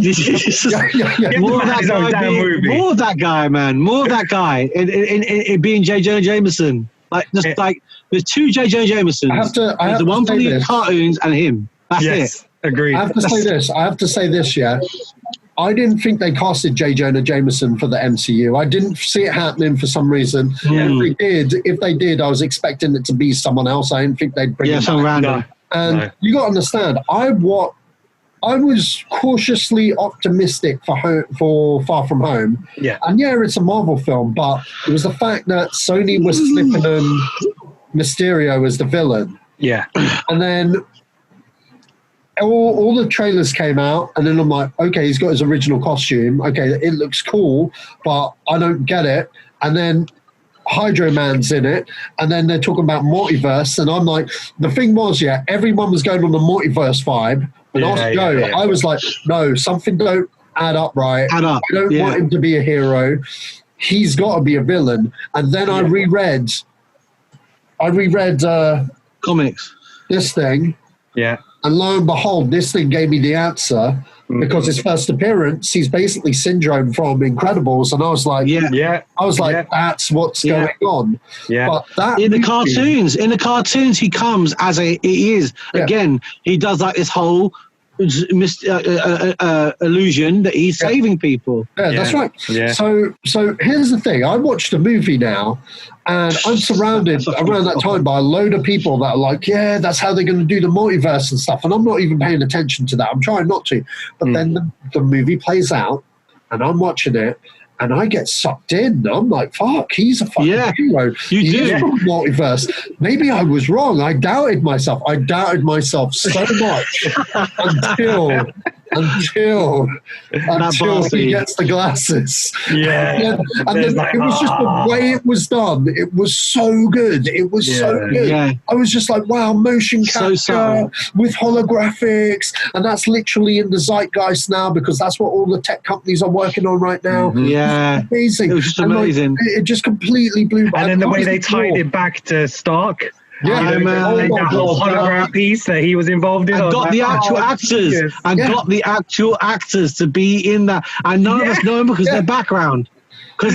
So we don't see them. And you're like, it was crazy. It was absolutely crazy. It was such a mic drop moment. So when the movie comes to its end and you have him flying, and you didn't catch most of this, but I did, because I played the game like hardcore, and it's the best Spider-Man anything, the PS4 game. No, I've still not finished that game, man. You can't spoil that game for me. okay, no spoilers, but when he's swinging through the city, you see a few landmarks from the game. Yeah. There's a little camera shot of him taking a selfie, which is straight from the video game. Yeah. And I was just like, wow, it's got stuff from the game as well. Oh my God, this is the best Spider-Man movie ever. And then it goes to credits, and I'm like, okay, what are they setting up next? Yeah. Blah, blah, blah. Let's see what's coming. And then the cherry on top comes. Top comes. Or should I say, if it was Mad Max Fury Road, okay, the only way that movie could be better if Mel Gibson was fucking Mad Max, okay? Yeah. I didn't get my cherry on top with that movie. Marvel,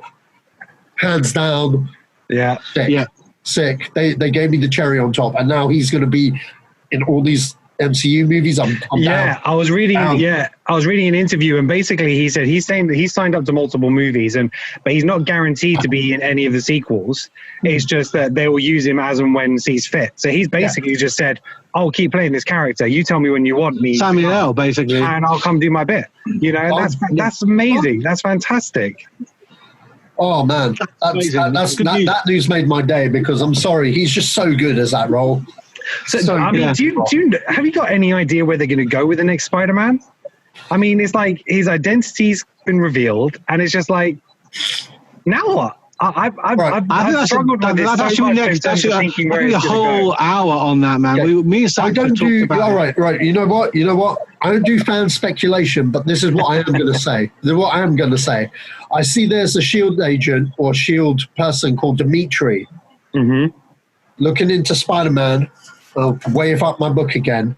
This is actually conveniently there. I didn't plan this. But anyway, second issue. No, third. Yeah, third. Third issue.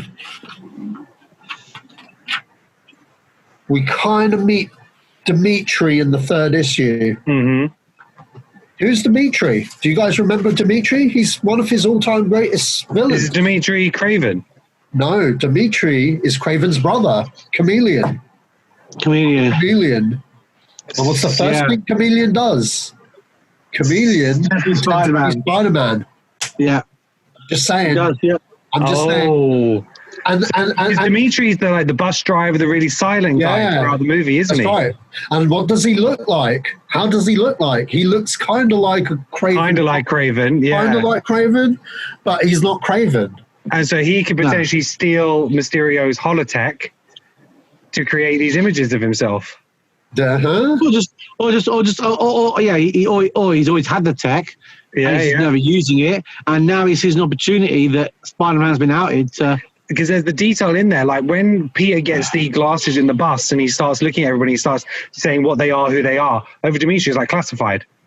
Yeah, he doesn't give anything away and stuff like that because he's of a S.H.I.E.L.D. agent or whatever it is. But well played, Sacha. Well played. That's what I reckon. Yeah. I don't know. You know what? They could do something completely different. I mean, another thing they could do, we've now got J. Jonah Jameson, and we know Scorpion's in that world because the guy from Better Call Saul's in there as the Scorpion. Maybe he gets out of jail and he wants maybe there's a whole backstory of J. Jonah Jameson. That's another I think me and Satch both agreed we don't want any sort of goblin. No. I'm happy Oscorp starting to come in the background.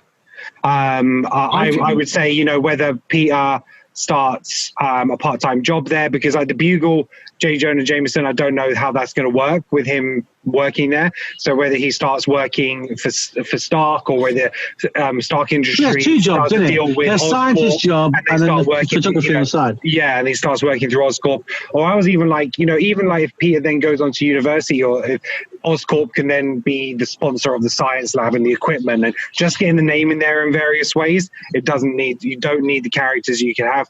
Maybe an Osborn name drop. I like that, but I'm in a completely different camp. If I was in charge of Sony, this is what I would do. Far from Homemade Bank, this is what I would do. I'd be like, cool, let's Harry Potter this shit. I want a movie every year. Yeah. Guaranteed. And then also, you know what? We want to build this Spider-Verse. Okay, cool. I'll give you the Spider-Verse. We'll do our Venom movies with Tom Hardy.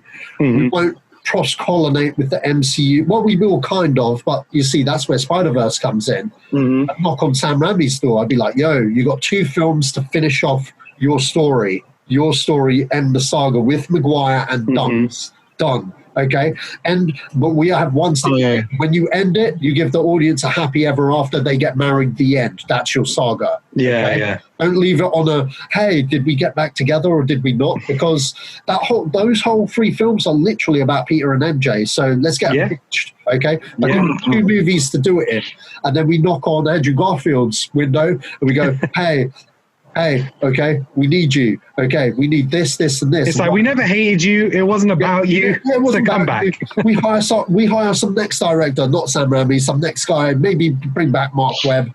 Do whatever story they were trying to tell. I couldn't care for it because I hated those films. But there are people that like those films. So let's give them their fair share. Whatever. But I'll have one stipulation: have Andrew Garfield train their version of Miles Morales to get the Marvel in. And also, because he's an older Peter Parker, boom, you've got that relationship there, and we enter the Spider-Verse on that movie and have Miles and Garfield meet fucking Holland in his fucking universe. They got to stop some shit and throw in a Maguire cameo, and boom, Spider-Verse. Well, we've already had in the other verse is Donald Glover. He plays the Prowler. That's right. Alter ego, and he mentions his nephew, which is Miles, and stuff like that. So you've already kind of got that in that universe as well. So maybe the Prowler might come into the next movie as well.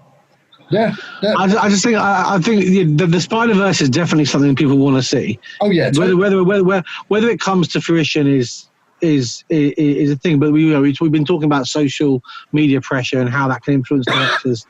Sony just wants to make bank. Like with Spider-Man, they want to make as much money as possible, so it makes sense. But it's how much money they're going to have to throw to make it happen. I believe they'll do it animated. I believe they'll get those 3 guys back as their animated versions in the animated verse. I don't see it happening in a live-action movie, but they'll get them to voice their verse. So Tom Holland will do his MCU one. So Maguire, they'll all Andrew Garfield. They'll come back and they'll voice them. I see that. You know what's interesting? What's interesting art for me going forward is Osborn, and how you deal with Osborn, and how you don't include him as a bit part character. He has to be a big bad. He's been mentioned as being a big bad for the Avengers. I mean, Head of Shield. We're looking at have him as the Head of Shield. Bring in the Thunderbolts. Boom. Yeah, that's exactly what I was going to say. Like, you've got the perfect opportunity now. Iron Patriot.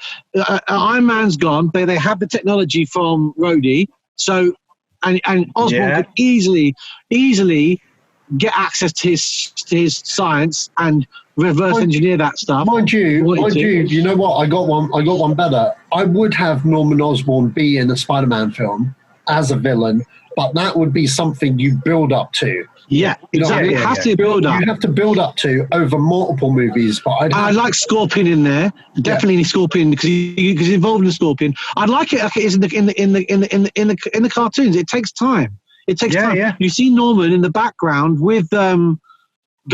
Is it Gyrick? I think it's Gyrick. Henry Gyrick. Yeah, like they're in the background, like orchestrating a few different people, like a few different Saturday morning villains, like the Scorpion and whatnot. To fight Spider-Man and the Rhino on a one-off basis, and then they're sort of but in the cartoon, it's the Hobgoblin comes first. And then he takes the Hobgoblin's tech. He works with the Hobgoblin, then he steals his tech, and then the gas creates the Green Goblin of him, and that's when that happens. And then you go down the route of that, and then Harry going down that route later on with visions of his dad. But I don't want a goblin. If I want a goblin, I want it to be a Hobgoblin, but not now. Yeah, because obviously, Sacha will say to you, his friend in high school. Not now. You got to build it up. I mean, introduce him in the MCU as the director of S.H.I.E.L.D.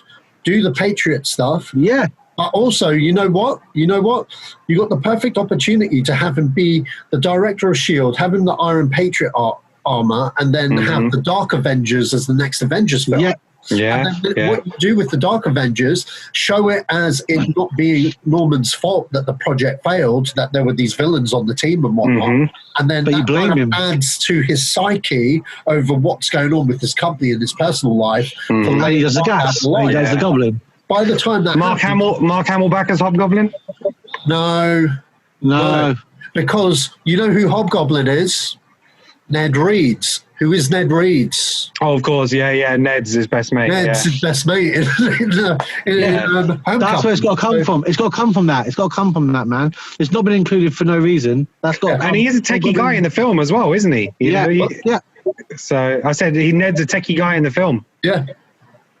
Like, and you say about where you go with Iron Patriot. I mean, in the comics, Iron Patriot comes in. He has his own team of supposed Avengers. Right? Yeah, I just said that. Dark Avengers. Dark Avengers. No. Yeah, I know. I'm so saying, but you can. The way you go is you have another. You go that as a big film against the real Avengers, or you do what they go. You go Ragnarok, and you go that way, because in some of the comics he invades. He sees Asgard as a threat and invades Asgard. And that, with them, and he convinces the world that it's the best way forward. So there's so many different arcs in Marvel. That's the best thing about it. But I think we all agreed that we need to make sure we keep Osborn as a special thing, because he's such a great character. He's such a great villain. If you're looking at like Marvel, like you look at DC with Batman and Joker, you see Spider-Man and Green Goblin. Like they go together. Like it's the arch enemy. They get in each other's head. He's the only one who, like, Goblin is one of the only few villains who actually gets a more personal, visceral reaction from Parker than any of the other villains he faces on a Saturday morning style basis. He gets behind the mask and really gets to Peter. Obviously, in the comic, we know the history of that, but that's a special bond they have as characters. Yeah. Same with him and Venom. Same with him and Venom to a certain extent, and the symbiotes in that respect. There's a certain chemistry there that isn't there with other villains. Well, I'll tell you what, Sash, future podcast episode, cast all the MCU Spider-Man for the future. Doc Ock, Craven, that could be interesting. Yeah, it would be interesting. Okay, so, you know what? I'm going to segue, rather than go to the next topic, I'm going to go which was going to be the last topic. Simon Kinberg. All right. Simon Kinberg, yes. On a recent... they did like one of those, like what Zack Snyder did with Man of Steel. He did a Q&A session during is it a Zoom? Let's watch the movie with the fans kind of thing. With what was it? X-Men Apocalypse. Yeah, X-Men Apocalypse. Because he wrote that one. Talking about how he would definitely be up for directing an MCU incarnation of X-Men. Well, Feige ain't letting him anywhere near an MCU movie. I've seen. Well, you know what? I'm going to give him the benefit of the doubt. Okay, even if he was directing the MCU movie, it's going to be micromanaged by Kevin Feige. Hell, they could get Uber Boyle to do an MCU movie, and it will probably go. It won't go exactly how he wants it to go, but it'll go how Kevin Feige wants it to go. It's the same. Look at Spider-Man. It's the same Spider-Man. Huh? Yeah, Spider-Man. Like you look at the difference between Amazing Spider-Man with Garfield, not original himself, but the story, the direction of the film, and how it was made, and how it's put together, and how people don't really add to it, and how Far From Home and Homecoming. Like they're not even like their influence on it. If the studio is game for it, is positive. It takes things back to where Feige clearly has a good view on what he wants to do. Yeah, because they follow the comics. You know what I mean? They use that as the basis of everything. They have a vision. You know what I mean, on how the universe is. The Raimi films, believe it or not, well, no. The Raimi films have a strong vision on what the movie should be. The Amazing Spider-Man series is just studio fodder where where no one had a vision. It was like, let's tick these boxes to appeal to a sort of certain audience, the Twilight crowd, and try and make a movie to get as many people to go watch this thing. There was no clear, concise vision from John Watts. Is it John Watts?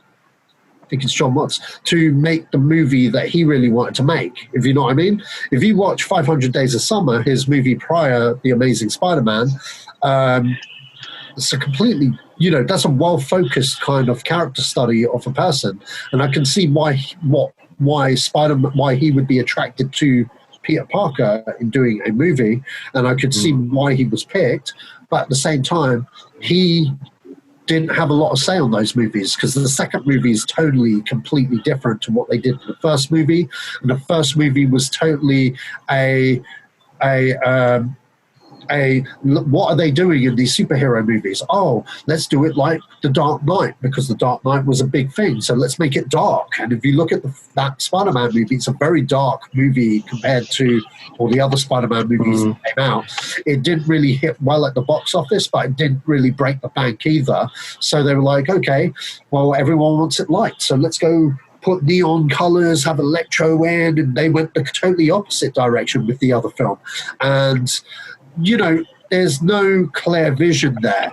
Do you know what I mean? Because it's all headed up by a studio head, Amy Pascal, who, you know what I mean? Like, there's no blueprint, you know? Whereas the Marvel films, they have a roadmap, they have a blueprint, and it works. You know, there's a clear, concise issue where it's the thing is, look, the thing is though with Kimbo though, look, he started off quite promising, so you know he started off as a writer, so he did like Triple X, State of the Union, he did Mr. and Mrs. Smith, and then he did X-Men Last Stand, you know, and that is a piss poor movie. Then he did Jumper and Sherlock Holmes as a writer. And it's like, you know, Sherlock Holmes did well for what it was and stuff like that. There's other writing credits. Then you've got This Means War. That was that romantic comedy, I think, with like Chris Pine and stuff. Then you got X-Men Days of Future Past, which is a fantastic movie. Might I add with Days of Future Past, he didn't write, he gets credit on there, but he didn't write the main bulk of that. No, he didn't. He got writing credit on it. Yeah, exactly that. The main two writers that wrote that script were the two guys that did X2. Yeah, exactly. And Superman. Then his writing credits are Fantastic Four, Apocalypse, and Dark Phoenix. It's like, you know, as a writer, he's had a couple of good ones, but as a whole, piss poor. But he's been on a producer of every fucking movie since like X-Men First Class. He's done Elysium, Days of Future Past, Fantastic Four, Cinderella, Chappie, The Martian. Well, I like Chappie. Yeah, The Martian, Oscar nominated, Deadpool, Logan. You know, he's just a producer in all of those because he's been tied up in that Fox world, all those Fox movies and stuff like that. He's got producer credits. He's in the conversation. He seems so much bigger than what he is. But his actual talent himself, he brings nothing. His directorial debut was Dark Phoenix, and that was shocking. So you can't bring writing. You can't bring writing Pranas. He's directing is shoddy. Is he saying, okay, I'll produce an MCU movie? No, they've got better producers than him. So I can't see him getting anywhere near an MCU movie. If they're like, you know what, you did your Fox things, see you later.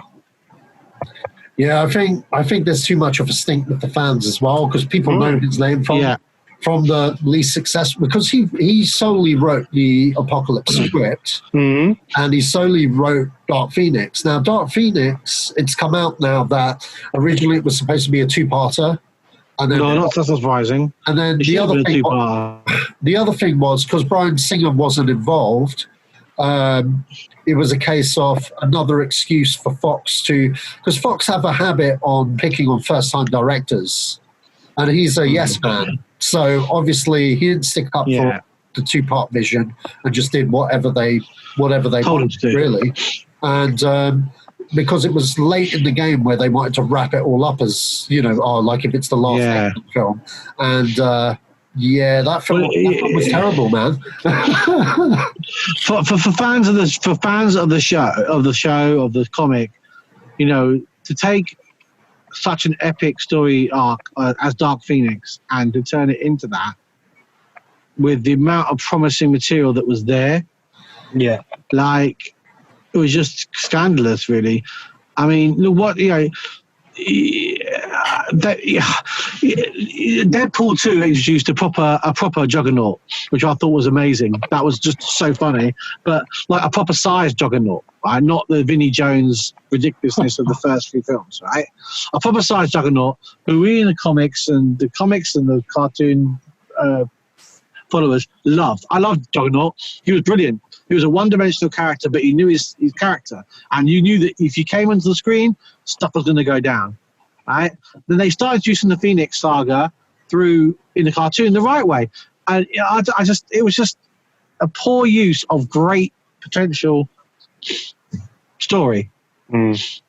Poor use, and as Ken said, in my mind, there's no way the fans will not countenance him being involved in any way with X-Men. You know, wasted the last few films of Logan. You know, you look at for as much as I know you don't personally like the ending of Logan Satch, like you look at how much Jackman gave to that character. You look how much he gave to the character in that film, and how much depth he had possibility there, and you just what a waste, you know, of time that was for him. Like he could have been making properly good X-Men films, proper Wolverine films where Wolverine was in them to the degree that he was in, and like a key part of Logan, obviously, just wasted on the altar of Fox hubris of just wanting to get the film done and getting it out. Well, because they couldn't bother anymore. Well, you know, that's the thing with Dark Phoenix. That's the kind of storyline that takes multiple movies to do right. It does. There's a build up to it. You know, there's two major sagas that need to happen before it goes full Dark Phoenix. You know, to be able to do it properly, it has to be planned slowly through multiple movies. You know, and they dropped the ball big by trying to blow their load at the last minute. Yeah, Twice. What's his obsession with the Dark Phoenix, man? What's it? Yeah, I know, man. But at least the first three films, they kind of slowly did it. Like, at least they kind of built up her powers slowly to the point where in the third film, at the beginning of the third film, Jean Grey goes to the house and eradicates, you know, this shit. Like, does that bit. I mean, that. At least that was slow. Yeah, and actually, in the terms of the Logan's arc in that, there was a good arc between him and him. Personally, through those three films, his arc was decent. Like he goes in, comes in as the way they came in the first film, then he's in the second film as a main part, as the main focus, and then the third film, he's like the ending. He saves the day, but he doesn't save the day in his personal way, but he saves the world for the rest of us. I mean, there were some nice bits to that, and at least the third film gave us a decent. Beast. Yeah. You know, at the time. Yeah.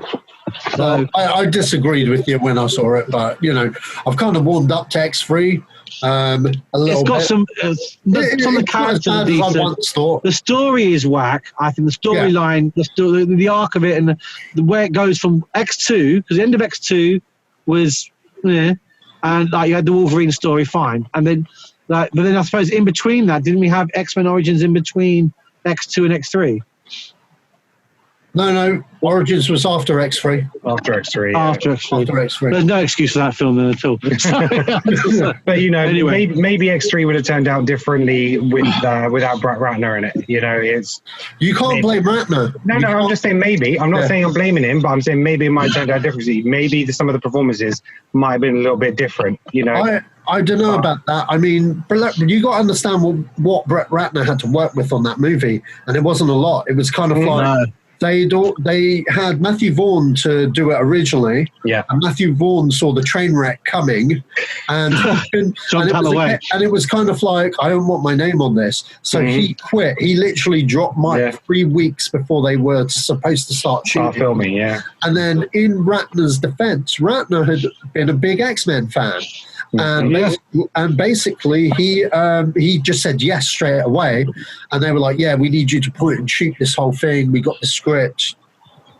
He looked at the script, he read it, and he was like, and he says on the director's commentary, he's like, "They kill Cyclops," and he was just like, "Well, I'm not going to kill him on screen. I'm going to kill him off screen so another director can bring him back or do whatever."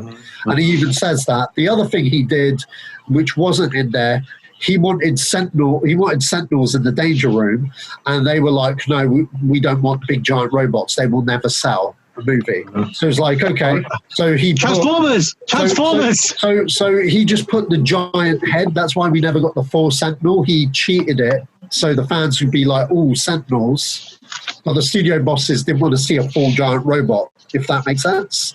So yeah, fair enough. And the other thing, funnily enough, he teamed up with Avid Ari, the Marvel guy at the Times, co-producer, his assistant producer, okay, and that guy helped him out loads on that film. That guy was young Kevin Feige before he was Mr. Marvel, and it was Kevin Feige's idea to recruit. No, it wasn't Kevin Feige. It was Brett Ratner's idea for Fraser Crane to come join the X-Men. Yeah, but that was people were saying that for a long time. Like as soon as his name got mentioned, like as an adult Beast with the right sort of makeup, CGI, etc., and effects, he would be an excellent Beast. Yeah, but the fact is, with Brett Ratner, he took on board the hate. He said the shit. He did, yeah. He said the shit, and ultimately, he wasn't given that much creative control on that movie. No. And I don't blame him for it. It was J.J. Abrams' Rise of Skywalker job for him. So but the thing is with X-Men though, it is Vaughn said it several times. It's like he storyboarded the whole movie. Yeah. And he said his X3 would have been 40 minutes longer. They had loads more parts of emotion and drama in the film to build up to the characters. He's like, it became wall-to-wall noise and drama. I would have let it breathe and added far more dramatic elements to it. You know, he said, if I was given the time, he said he didn't want to be known as the guy who made a bad X-Men movie because he wasn't going to be given the time to make the movie that he wanted. Yeah, that's right. So, you know, as much as we say, it's right, you know, the studio, again, if they've come in and said, you know, you need to cut this, you need to cut this, and, you know... And that's what they're looking for. They're looking for a yes man. They're looking for a yes man for the X-Men. And unfortunately, Brett Ratner was that yes man, you know? Man got paid. So, he's fine. He's got his rush hours. And right now, you know, from his point of view, he's like, well, this movie made more than the other two. So. Yeah. My man came in, did his job, moved on. And moved on, done. And then did Rush Hour 3. Worst one, but still, bank money. Just make money. Make money, move next, go. You know what I mean? Moving on. Ryan Gosling has just been cast as the Wolfman. Universal are moving forward with a Wolfman reboot. So I like Ryan Gosling. I'm up for a werewolf film. He's got chops to do it. You know what I mean, like it was the Benicio del Toro one, which was a bit questionable. That was 2010. Yeah, but like at the same time, you know, hey, I think we'll do another iteration. What do you guys think? Yeah. I mean, this is what I come in on, like, about directors and stuff, like, because I read about it, and, like, I didn't even realise they were continuing with the Dark Universe sort of idea of, but differently. So I read, like, Invisible Man got made. I didn't actually watch that, but I will get around to watching that now. And that apparently got some decent press. Yeah, I heard it was really good. Yeah, I don't know how it ties into, like, the Dark Universe, because... Well, that's where it comes in, yeah. Because the thing about this Dark Universe thing is, you know, they did this big publicity stunt saying, you know, all these actors are going to be part of this big monster universe kind of thing. And it backfired massively. Yeah, and, you know, then it just, you know, the Mummy did really poorly. That wasn't a great... Quite rightly so. It was an awful film. So it's the case that, you know, the Dracula Untold, you know, that wasn't necessarily supposed to be part of that. Part of it, even though it wasn't necessarily, you know, it wasn't planned out. Again, what they had is all these individual movies, and they think, oh, hang on, we can try and do something with these now. But The Invisible Man, I think it does tie into it a little bit more. So I think it does tie into this Dark Universe thing. So, yeah, I think The Wolfman is going to be the next one. You've got Bride of Frankenstein and stuff like that. But without any cohesive kind of real unity between these movies, I don't know. I'm not necessarily fussed about this, to be honest. Yeah. But this is what it comes down to, because apparently they've been saying that they've actually moved directly away from trying to build a universe. As Warner Brothers have said, we're not going to make a universe. What we're going to do Universal. Universal said we're not going to go down that route because obviously the Mummy was their try at that and it didn't work. So they've gone to, apparently there's a spokespeople saying we're just going with individual films done by actors, directors who want to tell a story. So, and that's where Invisible Man has worked. So you don't make it a universe film. I said Dark Universe as in like a house for where all characters come from. But you make it in each individual film, and then you see where it goes. You tell a story of the Invisible Man, you tell a story of the Wolfman, and you just let it develop.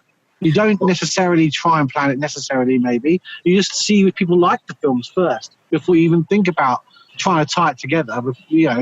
As a big universe, I think that's a bit more organic way of dealing with it than trying to force a universe when there might not be space for one or want for one. Well, Universal, this is what I say with your monsters and stuff. You need to speak to Netflix. You need to speak to Konami. And you need to make Castlevania a live action. I know it's going somewhere. Because I'm sorry, man. I championed the fuck out of that show. I'm sorry. But if you look at the stuff, I know I love them, but if you look at why they're good, right? You look at why Deadpool did well. You look at why these films do well when the directors are involved in actually wanting to tell the story. Yeah. It's because they have personal involvement in the story. It's not a studio film. It's a film that the director has chosen to do, or the star has chosen, like in the case of Deadpool Reynolds, chose to, want to make and had a clear idea of what was going to happen. And they didn't make it necessarily to be part of a studio house or studio sort of universe. They made it because they wanted to make the film. And this comes back to what I was saying about what we've been saying throughout this bit about social media pressure is that studios, we've been saying it for like literally every other piece we've done today has been like studio cuts. Like the studios are cutting these films to what they want, and directors are not getting what they want, and the fans aren't getting what they want. The studios are getting what they think is a good product, but they're not getting. They're cutting the bits, and they're making these decisions that are clearly not in the artistic point of view way of doing things. They're not. You see what I mean? They've got to make money, and you want to cut the film down, but then work with the director more rather than just arbitrary. Rather than having a situation where directors are coming out saying, "I had to quit because they wouldn't listen to me." Yeah, there's far too many of those people, money men. Obviously, there's always going to be those money men, but there are far too many money men making these films. The Mummy, was a massive failure. It tried too hard. It could have been decent if it had been left to just, maybe if it had been left in its own and it hadn't been publicised so much as it was. Publicised so much to be this big next dark universe. Yeah, we're going to get the Mummy. Because they did that publicity shot. Yeah, they did a publicity shot with like Benicio del Toro, like his Wolfman from that film, and Johnny Depp was supposed to be the Invisible Man. Yeah, and they pushed the Mummy so much in the media, and it helped. Obviously, for them, they got Tom Cruise. So, you put Tom Cruise on TV, you put Tom Cruise. You want to publicise that. He's bang. But the point is that it just didn't fit right. And I remember watching it, thinking like, okay, right, you want to make a dark universe? I love all the my mum, as a film goer, got me involved in watching Hammer stories and watching Cushy and Christopher Lee, and then obviously after that the Frankenstein and there's this Wolfman. She loved those films as when she was younger, and she got me to love those films as well. And it's just too much effort put into like money making side of things rather than story making side of things. Tell the story, don't make the market. I think we've talked about it so much today in a nice way, in a good way, that studios are cutting films in a way that's just not getting it across to fans. That's where I was coming from when I was saying earlier about studio cuts. Talked about director's cuts, we talked about studios in this, trying to let the director tell an individual story. We talked about studio cuts of Suicide Squad, the Justice League, maybe not Ghostbusters, but whatever, lots of studios' involvements for negative purposes that have led to negative things rather than positive things. Well, maybe the next 20 years, we're just going to have movies with less, less producers. Maybe this kind of stuff is going to show that the more you interfere, the more problems it can create down the line. Slippy, but let the artists have their version and their direction. But it all comes down to money at the end of the day. They're worried about how much it's going to cost. Or just decent talent. Marvel has producers. Marvel's producers get what they're doing, and they don't stand in the way of the story.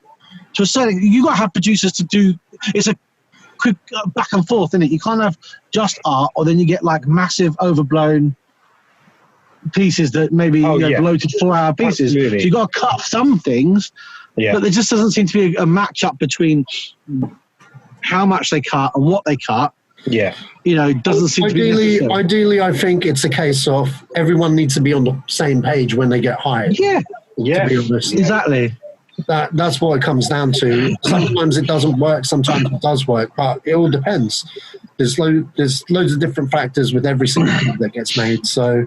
But yeah, but the major factor for the studios is Netflix and HBO and Apple. Like, they're going to be taking movies. Apple's budget is ridiculous. They've got Apple money. I think a good example of that is what's happened with Martin Scorsese. Big studios don't find his movies will make the money back because they don't fit the zeitgeist on what makes money commercially.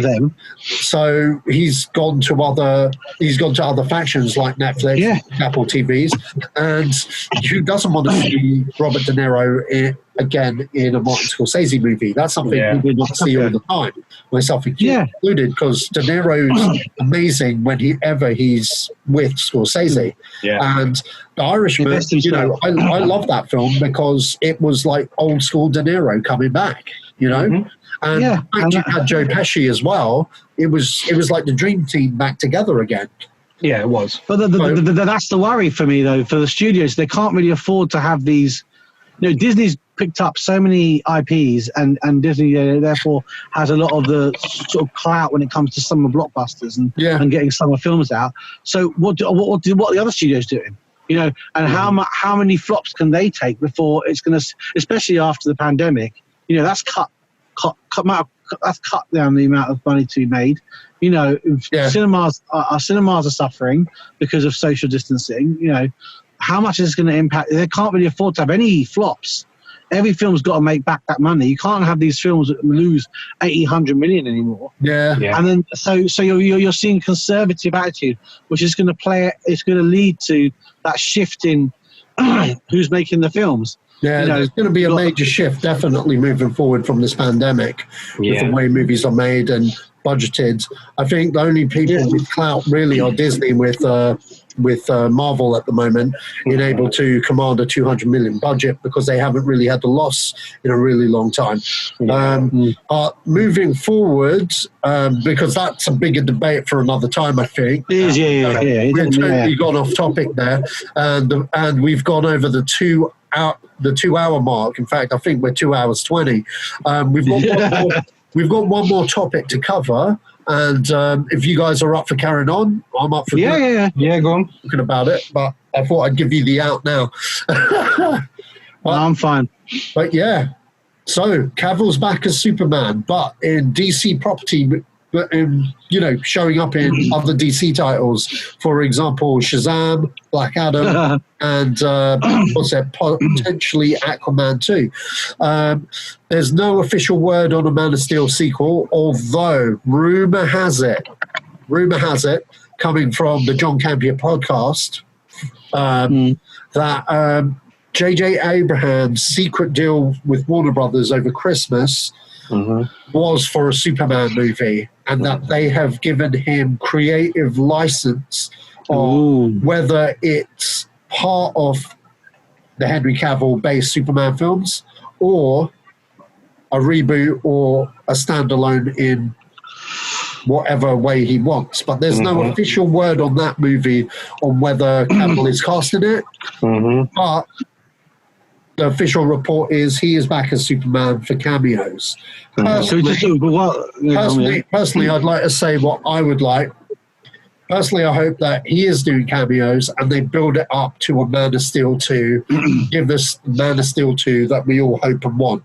And the reason being I say to build it up is because although Man of Steel came out, And it did make the numbers, like Warner Brothers were really looking for, and that's kind of why they diluted the Superman characters in these DC films. Now, I feel if you build him up for more audiences to love him the way Marvel do with their movies, when Man of Steel comes in, people are going to be like, oh, I have to see Superman. You know what I mean? Superman's the granddaddy of all superheroes, and he deserves the respect. Okay, and you know what? I'm all up for him being shown up in like other people's films, but there's one thing that will make me angry. Okay, because Superman in the past 10 years has been nothing but a fucking jobber, just showing up, making other people look good. Okay, I'm sick of that shit. That's disrespectful to the superheroes. He needs his own film. He needs to kick ass and take names and faces, and that's what I want to see. Rant over, because I saw some of that CW shit you all love, and I fucking hate it. The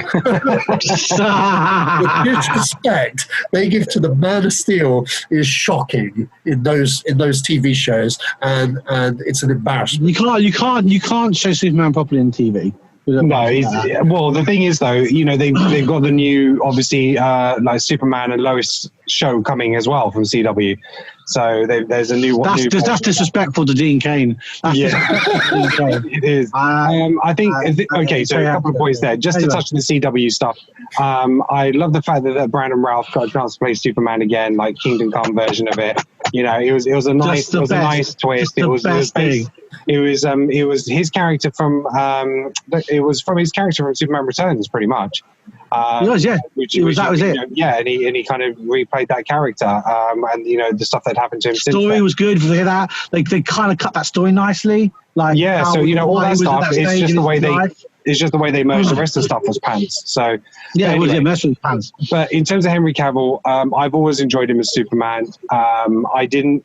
It's again Batman versus Superman. It wasn't any of the actors that I didn't like. It was just the way that the story was crafted. It felt like they were trying to do too much too soon. I didn't necessarily have a problem with the way they introduced Wonder Woman, but it was how they crammed all these other characters in, all got their logos, their names, and everything all sorted out. Lex Corp and all that. Lex was just so bad.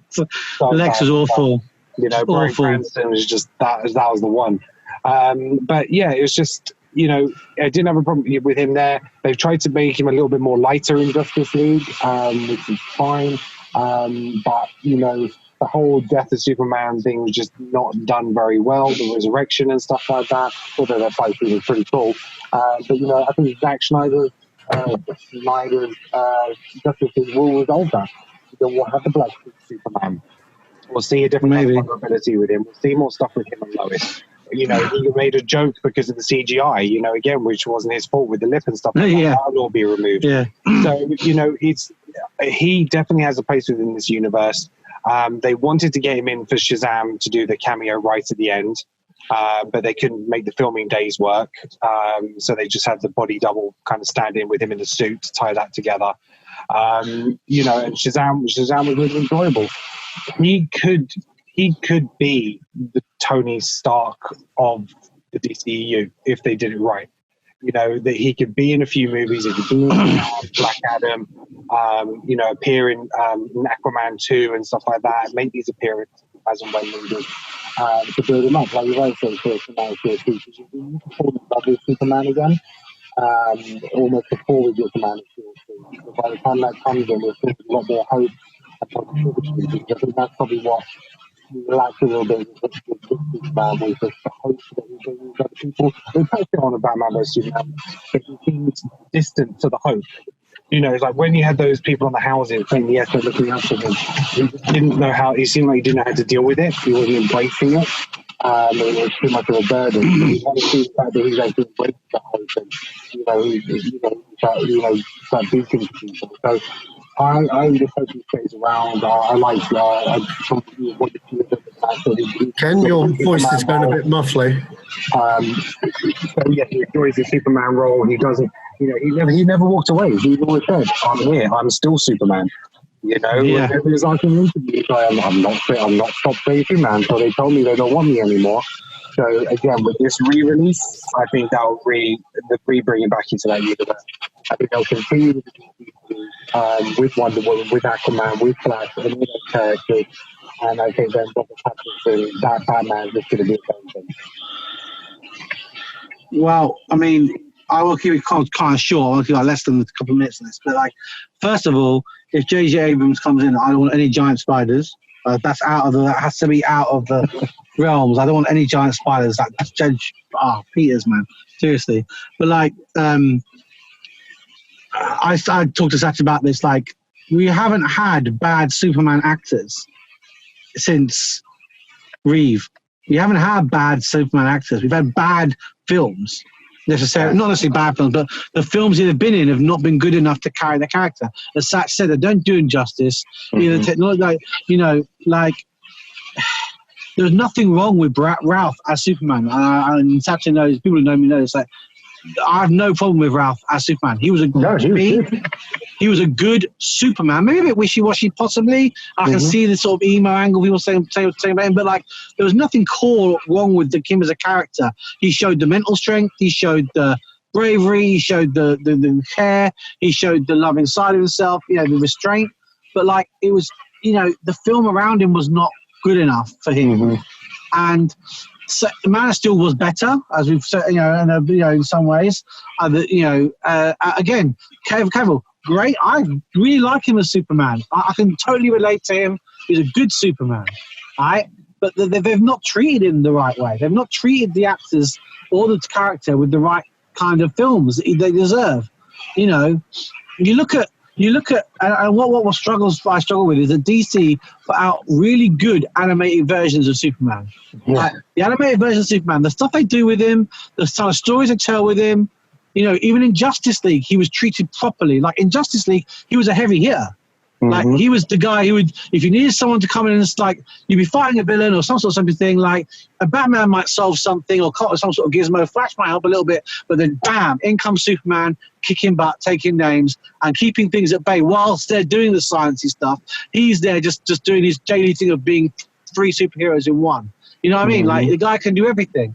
He's just not. There are certain parts of Man of Steel where we just have to talk recently about the humanity side of him, and then some people level at Man of Steel that you don't see the humanity of Superman in that film. And I said to Satch that the last scene with Zod is the humanity scene, and he was talking about it's like saying that basically when he's got the laser eyes and Zod's about to kill the family, and you see and the wrestling of that and the fact that he puts humanity before his own people is the scene that then shows that the character of Superman as being for humanity, not for himself.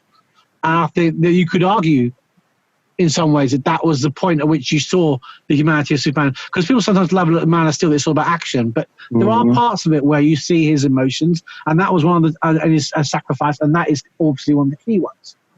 That's the film I rewatched recently, and it just gets better and better every time I watch it. You like the action scenes? I like the action scenes. I like.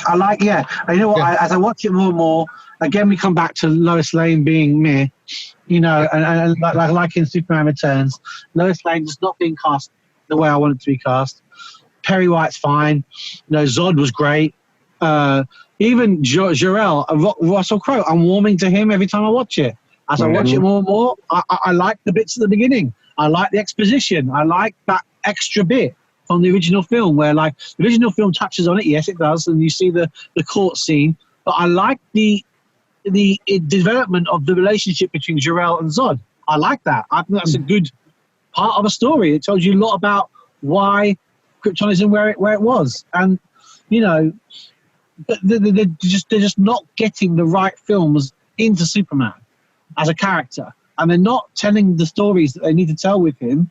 Or, and they're not getting the right Lex. Or they've got the right Lex, so I suppose I like Kevin Spacey's Lex, at the time. Yeah. And I thought he was very good at being the walking the line. Gene Hackman is rightly lauded for being a good Lex. But he was a bit too comic, a bit too sarcastic. Spacey had the comedy with the menace that I really liked, and you believed he wanted to kill Superman. You believed he was that psychopathic. Mm-hmm. Yeah, the story with the old lady was a bit convoluted. It is Kevin Spacey, right? Yeah, no, but like it's a bit convoluted. like the old lady stuff. But man, did that not tell you his character? Like, he was willing to do all that just to get what he wanted. And, you know, so, you know, but then, you know, the recent Lex, who was it? Did they get to play Lex in Dawn of Justice? Who is it again? Who was Lex? The really bad one. The guy from Social Network, what's his name? And Zombie Town. Yeah. Zombie Land. Sorry. Zombie Land guy. Yeah, him. Like, he's Jesse Eisenberg. Great actor. I like him. Like, you know, the films, but like in that, he was just so bad. The writing was so bad. Just so bad. So bad. It just ruined. And then, yeah. So the films are letting him down. There need to be better films for Superman. And I like what Sacha was saying. Small cameos. Don't give him a big film until there's a big bad to do. Don't give him a big film. Like, if you're going to do big bads, go with, like, I don't know, Brainiac. Yeah, I was going to say, I can see JJ. And then have him involved. Because you look at the cartoons, there's that really great, one of the best episodes ever of Superman. Well, I hope if JJ does it, I hope he doesn't use the Superman flyby script from the 1990s, because it sucks. The last thing I want is Lex Luthor being a sleeper agent Kryptonian that works for the FBI. This sounds like a John Peters film. That sounds like John Peters film from start to finish. Some weird random stuff, and then the giant spider turns up. This is the thing why I don't have faith in a Superman standalone film, because that guy still owns the IP regardless. So we need to wait him out. We need to wait it out and just let someone, like, just get rid of him. Just let him take his course. As long as they are using the character in films, the guy's still getting paid, and it's still, you know, it's not going to wait out. The way to wait it out is for them to not make a Superman film or have it in development for 10 years. Okay, which is not going to happen. No. Yeah. So, right. I just think that's why he owns the thing, and that's, you got to understand. I applaud Zack Snyder for Man of Steel, because he had to work with that guy, and you know, he gave us our polar bear in the background. He gave us our spider thing in the shape of those ships when he fights the thing on the India Ocean. Okay, the world engines. That was the tentacle fight right there. He creatively worked it out. You know what I mean? And then, lo and behold, Justice League, we finally get our tentacle friend. I know. I'll end on Superman. Like, one of the best episodes I ever watched of the Superman, it was the Black Mamba episode, where he gets sent the Black Mamba, which takes him basically to his preferred version of life. So he gets given on his birthday, gets sent this from, I can't remember who it's sent from. I think it's sent from, not from Darkseid, it's sent from someone less than Darkseid, but still still a fairly big bad. And he sends this Kang, it might be Kang the Conqueror possibly. And he sends in the Black Mamba, and it sucks those, and he basically gets transported to what he wants the world to be. It shows them what the world they want. And he's just a regular guy on Krypton with a family, no powers, living a life as a scientist with his dad. That's his dream. And then obviously they have to go into his mind. He has to work out this is all not true. And like, you realize when that episode ends and when he comes out of it, he's literally crying with anger and rage that he's been shown what he wants. He had it in his hand of what his life he wanted, and it was then ripped away from him again. Right? The first time he didn't have anything to do with it, he was a child. But that life that he wanted, where he could live a happy life without any stress or problems, and it was just ripped away from him again. You see, and the way he acts after that, like, that's a great story. You know, the whole character of Superman is not addressed properly. His desires, what underpins him as a character is not, yes, truth, justice, the whatever way, you know, and standing up for good. But they don't get the character. They don't get him. And that's where the films always fall down. They don't fall down on showing his powers. The visual effects, is he good? Ideally, you need a director that could do for Superman what Sam Raimi did for Spider-Man in Spider-Man 1 and 2. Get him. Because I'm telling you this, Spider-Man 2, in my opinion, is the greatest superhero ever made, because it's the one time where you have a director that totally gets the character of Peter Parker Okay, tells a good story. Every time Spider-Man takes a win, Peter Parker doesn't. Yeah, that is the point. That is the point. That is the key thing. That is the key thing, and that is why that movie trumps every time, because it shows the director that loves the source material so much. I know some fans are like, "Oh, the Tobey Maguire movies, blah blah blah," but you got to understand that Sam Raimi grew up on different Spider-Man. This shit, and more shit down there, but. He grew up on original Spider-Man, Stan Lee, Steve Ditko's Spider-Man, and those three films are the essence of that. And that's why Venom didn't really work with the third movie, because he wasn't introduced till the 90s, you know what I mean? And my man didn't know what he was. So it was kind of like... You got another character. Another character. Yeah, but the point being is, Spider-Man 2 is a labour of love to...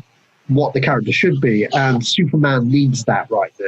Yeah, you know, that's exactly what I was going to say. He needs someone to come in and be that person. Yeah, and Bryan Singer was going to be that person. I felt like because when you watch Returns, like when you hear Singer talk about Returns, and you talk about the vision he had for the character, it's crystal clear that he understood the character. Yes, I think some of the bits the studio put in, but he's the arc of it. He comes back 5 years later. What a great idea. Don't start with the origin story. Start from 5 years later. He said he wanted to try and continue the storyline of 2. Yeah. He wanted to continue on from 2 and tell the next part of his story, which is he goes to try and find Krypton. He comes home. The world has moved on. Again, clearly, where does Superman fit into that world? And I felt like Singer understood Superman better than a lot of other people have, but the film was not action enough to make it win at the box office, and that was the key problem for that film. It wasn't enough. I've said to Sach, like, what the space shuttle plane scene in Returns, I will watch that. I've watched that scene where he saves that shuttle, I would say probably about 40, 50 times.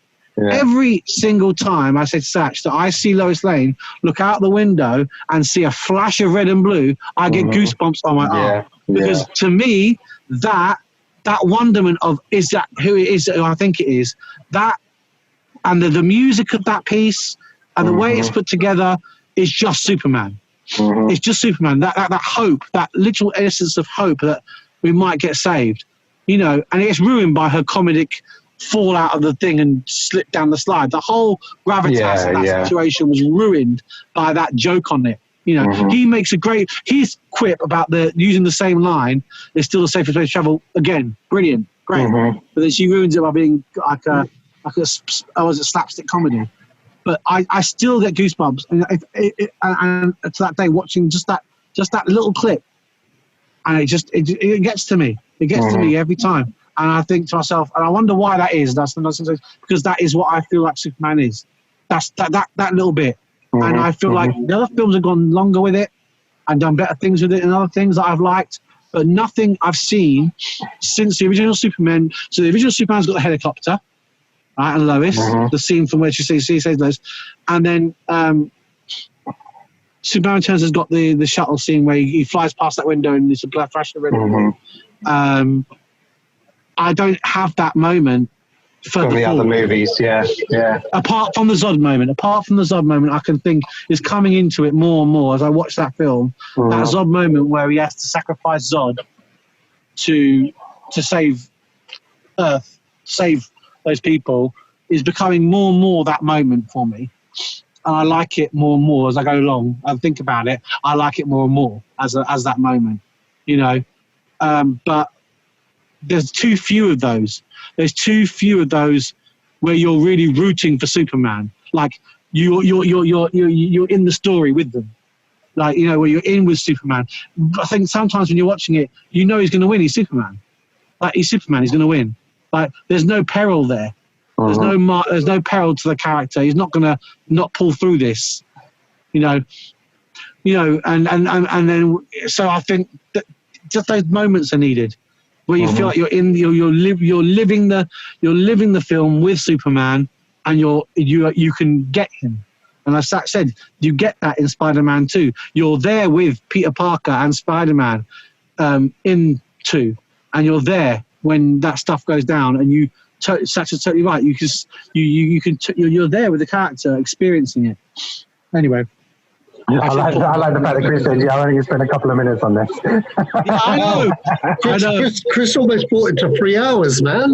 Sorry, man. Sorry. I'm not going to lie. I actually thought Chris was going to duck out the podcast like when we first started it because he told me. You have no idea how many messages are blowing up on my phone right now. Well, we've hit the 2 hours 30 mark. Yeah. Wow. Okay. So.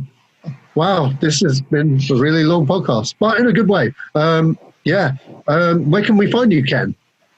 I need to sort my Twitter out, to be honest, because nobody looks up Kenan Akbulut on Twitter. So, Ken Talks Film. I need to be a little bit more active on that channel. I think you do. So the last thing that I want to have a little shout out with, all these protests and stuff going on at the moment. Our mate Colin just sent me a few messages, and a lot of the studios, Paramount, Universal, and Warner Brothers, they've all come out in support for Black Lives Matter, and they're like, we stand in solidarity with our black colleagues, creators, partners, audiences, them all acts of racism, offensive acts of violence. Well done, them. You won't find me anywhere but in a classroom teaching kids. Not talking about Superman. Social media absence.